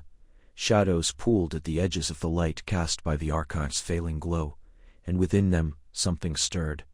"They're coming," he murmured, more to himself than to her. Hermione didn't answer. Her lips moved in a silent incantation, ancient syllables drawn from a language older than Hogwarts. Her magic, warm amber gold, seeped from her palms into the parchment, coaxing the ink to remember. Faintly, a name reappeared, Star Luna Scamander Star. Then, another, Star Neville Longbottom Star, flickering like a candle in wind. It wasn't enough. Not nearly. They're erasing the past to rewrite the future, she whispered, voice strained.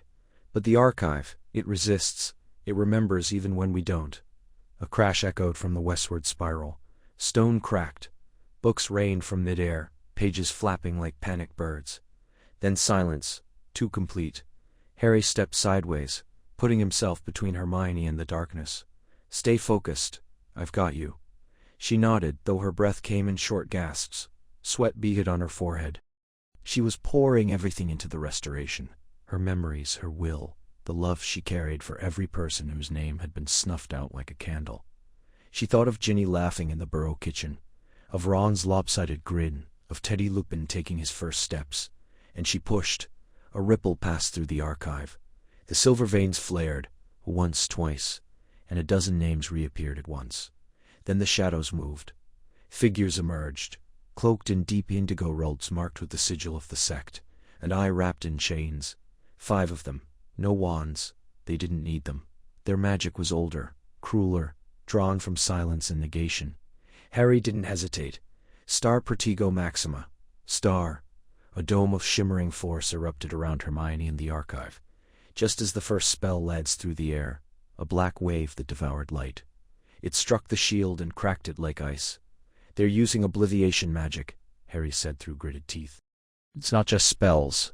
They're trying to erase me from your mind." Hermione flashed. For a heartbeat she couldn't recall his face.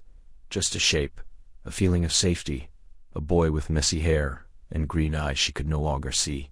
Panic clawed at her chest. "No," she gasped. Harry Potter, my best friend, my mom."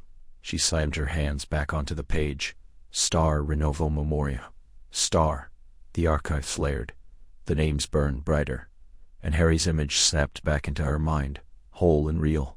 He was breathing hard, circling the shield, firing curses. "Star expulso star. Harry fall. Star sectum semper cetra. Star confringo star." Not to kill, but to disrupt, to buy time. One sect member fell, clutching his arm as ink black as tar, oozed from his robes. Another vanished into a fold of the library, only to reappear behind Harry. But Hermione, without looking, flung out a hand and screamed, "Star, finite incantatum, star," and the man unraveled into mist. "They're anchored to the archive," she panted. "Destroy the book, destroy them. Then finish it," Harry said, eyes never leaving the shadows. She closed her eyes, reached deeper than she ever had, not just to her magic, but to the truth of who she was. A girl from Muggleborn, parents who loved books and believed in fairness. A witch who fought for those with no voice. A woman who had stood beside Harry through fire and shadow. "I remember you," she whispered to the archive, "and I remember them." The book blazed. Names poured back, hundreds, thousands, flooding the pages in rivers of golden ink. The Chamber of Echoes trembled. The sect screamed as their forms frayed, unmade by the return of what they had tried to forget. Harry dropped to one knee, shielding his face. And then, silence. The archive lay still, open, whole. Hermione collapsed forward, caught by Harry, before she hit the stone. "It's over," he said, holding her close. "You did it." She looked up, dazed at the vaulted ceiling, now glowing with constellations of names, burning like stars. "No," she whispered. "It's just beginning." The silence came like a blade cutting through silk, sudden, absolute, and wrong. Hermione stood frozen in the heart of the archive, her fingers still outstretched toward the great obsidian lectern, where the enchanted quill had just fallen. Its tip, once glowing with the steady pulse of creation, now lay dull and cold against the ancient parchment. The air, thick with the scent of old ink and ozone, seemed to hold its breath. Around her, the endless shelves of the archive stretched into shadowed corridors that shifted and whispered, but even their restless motion had stilled. The pages of the book, no, the archive, no longer flickered with new names appearing in elegant script. For the first time since its discovery, the stream of destiny had ceased. "It stopped," Harry whispered, stepping forward.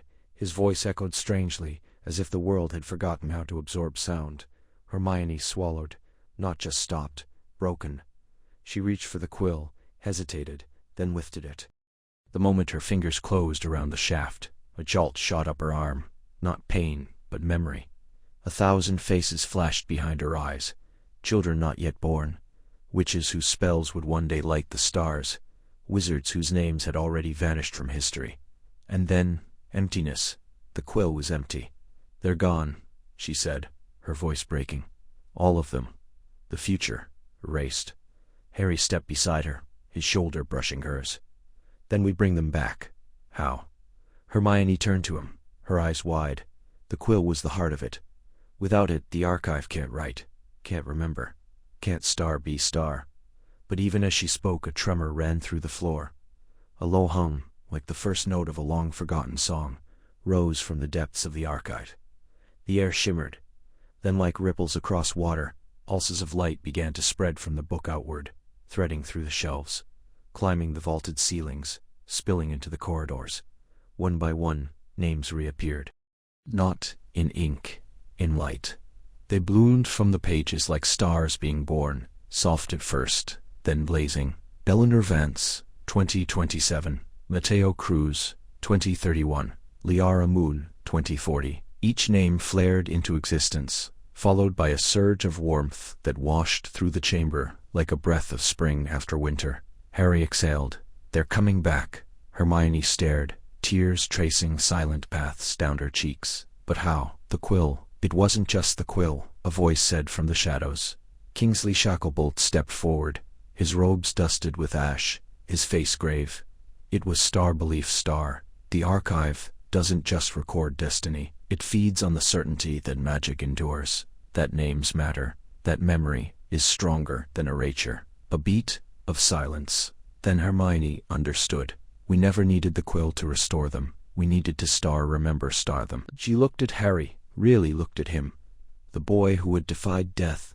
The man who still carried the weight of a world on his shoulders. "We fought not just to save the names, but to prove they were worth saving." Another wave of light surged. This one stronger. Names flooded back in torrents, hundreds, thousands, each one a thread pulled from the void and woven back into the fabric of magic. Somewhere, a child laughed in a Diagon Alley flat. A wand sparked to life in a drawer in Edinburgh. A mother whispered a lullaby to a newborn, unaware that just hours ago her daughter had never existed. The archive trembled, not in collapse, but in renewal.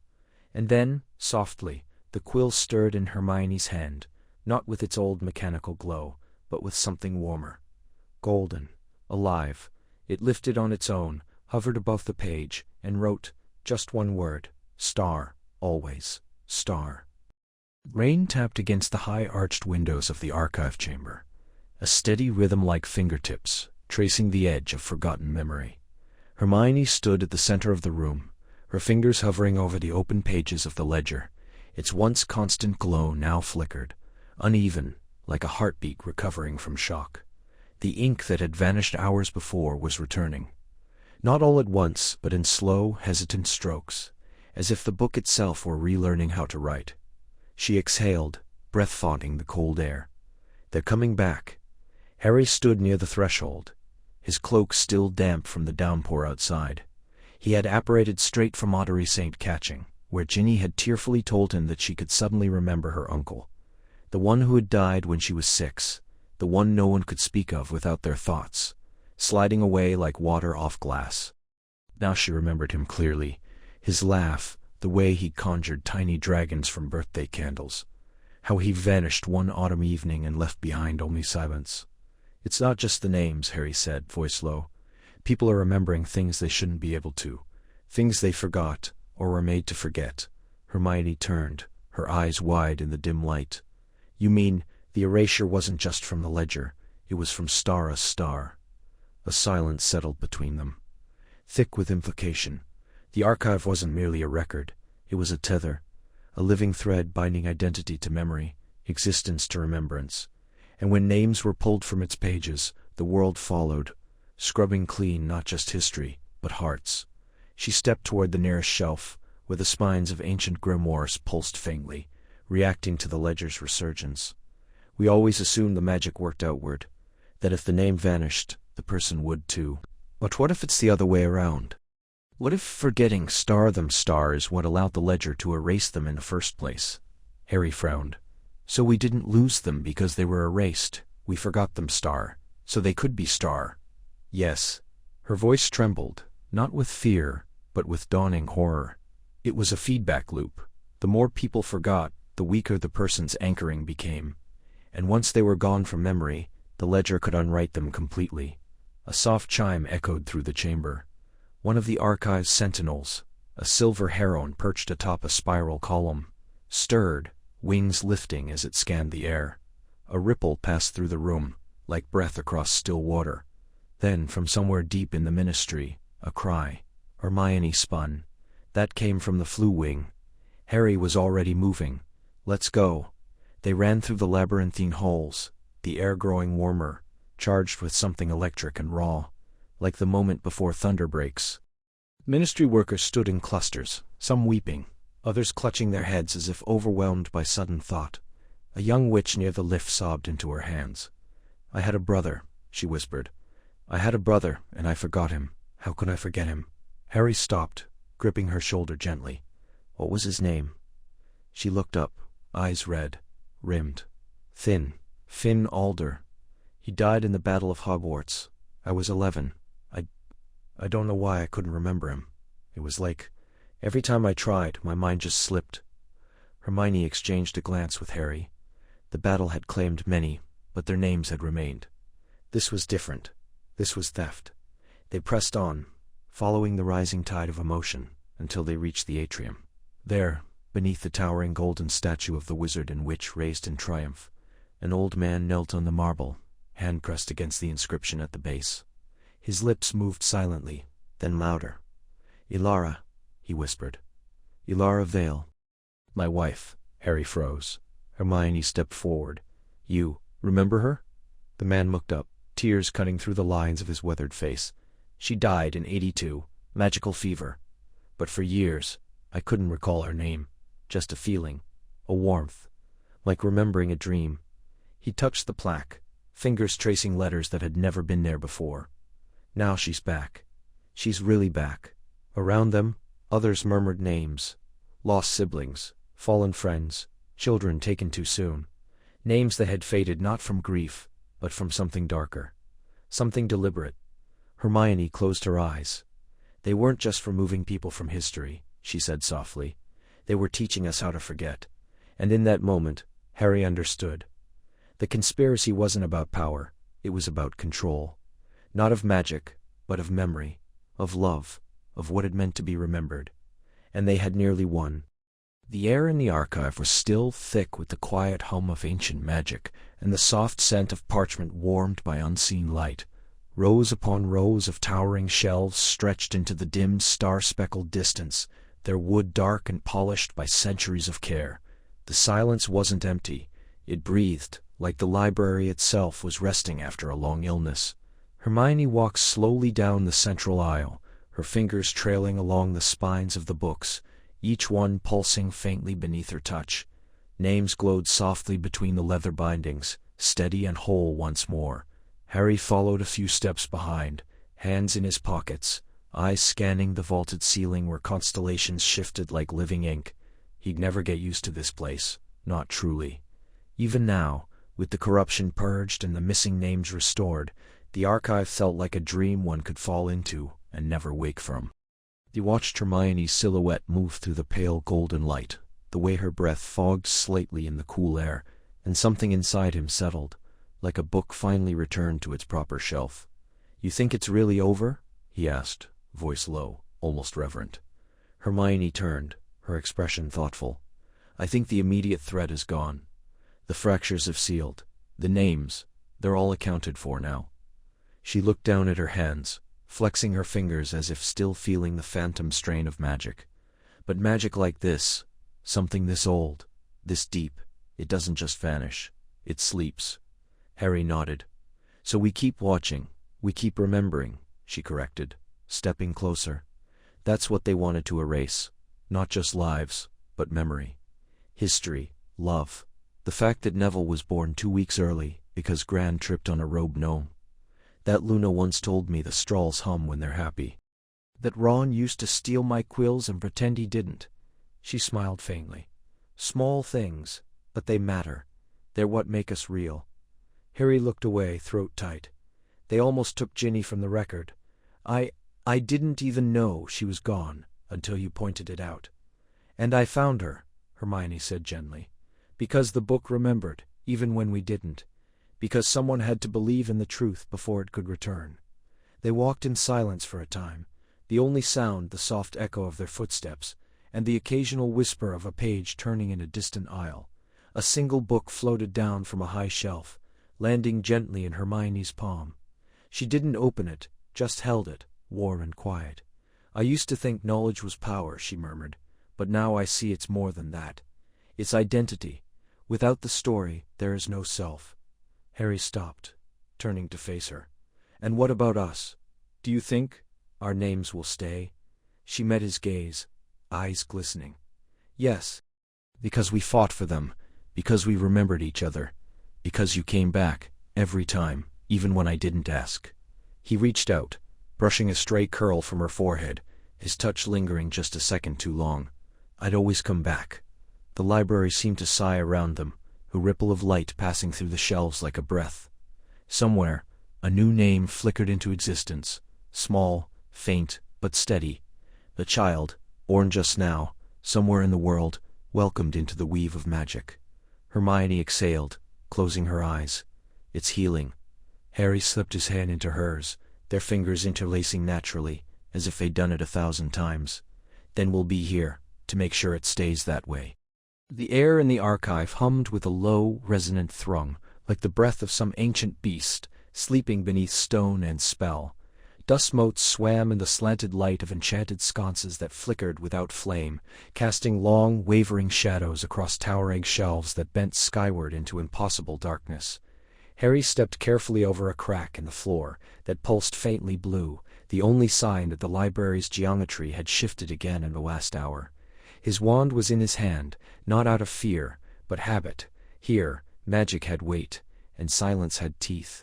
He found her in the Hall of Origins, where the oldest pages of the archive floated in glass coffins suspended mid-air, their ink shifting like liquid stars. Hermione stood beneath one such case, her back to him, shoulders tense beneath the deep green robes of the research division.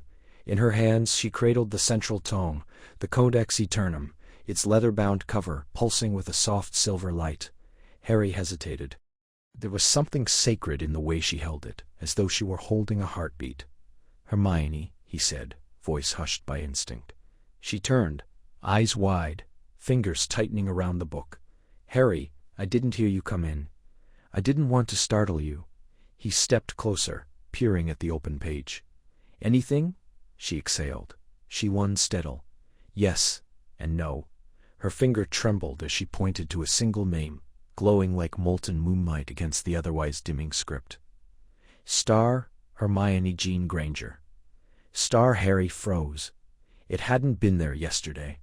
Not that it was missing before. He'd checked, more times than he cared to admit. But now, it's Star, Sean Star. Not just illuminated, but Star, a live star, the ink swirling with a rhythm that matched no known spell. Around it, other names flickered like dying embers. Some had already faded to ghostly traces. Others were gone entirely. But hers burned with a fierce, undeniable brilliance. "It rewrote itself," she whispered, "just now. I was cross-referencing the vanishing sequence, and it changed, as if it's star new star I was watching." Harry reached out, then stopped himself. "Can I?" She nodded, handing him the book. The moment his fingers brushed the cover, warmth surged up his arm, not painful, but deep, like recognition. He opened it carefully, eyes tracing the line of her name. It wasn't just brighter. It was Star, different Star. The letters seemed to breathe, tiny runes curled around the edges, spiraling like protective sigils. And beneath it, almost hidden in the margin, a single phrase in archaic script. "Star the Keeper remembers." "Star, what does that mean?" he asked. "I don't know," she admitted, "but it's never done this before." He don't just react. Not like this. Not to a person. She looked at him, really looked at him, and something passed between them, unspoken, heavy. "It's tied to us, Harry, not just the research. Star us. Star." He swallowed. You think it knows we're close? Close? She gave a faint, humorless laugh. Harry, we've rewritten half the known laws of temporal warding star together, star. We've stood back to back in curses that would unravel lesser minds. You've saved my life, more than once, and I've saved yours. Her voice softened. It's not just proximity, it's star connection, star. And this book, it feels it. He looked down again at her name, glowing as if it had been reborn. What if it's not just remembering you? He said slowly, what if it's star choosing star you? The silence that followed was thick with implication. The archive seemed to lean in, the hum deepening, the shadows shifting. A shelf groaned as it slid sideways, revealing a new corridor lined with books that hadn't existed a moment before. Hermione reached for his hand, her fingers cold at first, then warming. Then we don't run from it, she said. We find out why. And as their hands clasped, the name on the page flared once, brighter than before, as if the archive itself had just exhaled. The archive pulsed faintly in the dim light of the newly warded chamber, its spine shimmering like a ripple across still water. Hermione stood before it, one hand hovering just above the ancient cover, as if afraid the mere warmth of her skin might disturb its slumber. The air smelled of old parchment, ozone, and something deeper, time itself, coiled and watchful. Around them, the walls of the chamber, once smooth obsidian, now bore etched runes that glowed in soft cadence, shifting like breath. The ministry had sealed the lower vault with 12 layers of enchantment, but it was not enough. Not for this. It's not just a book, Harry said quietly, his voice echoing just slightly in the hush. It's alive. Hermione nodded without turning. It remembers, not just names, lives, futures, possibilities. When someone vanishes from its pages, it's not just memory that's erased. It's as if the magic that wove them into the world unravels. They had spent the last 3 days verifying first disappearances. A young healer from St. Mombo's, a wandmaker's apprentice in Diagon Alley. 3 names gone, and yet no one remembered them. Not their families, not their friends.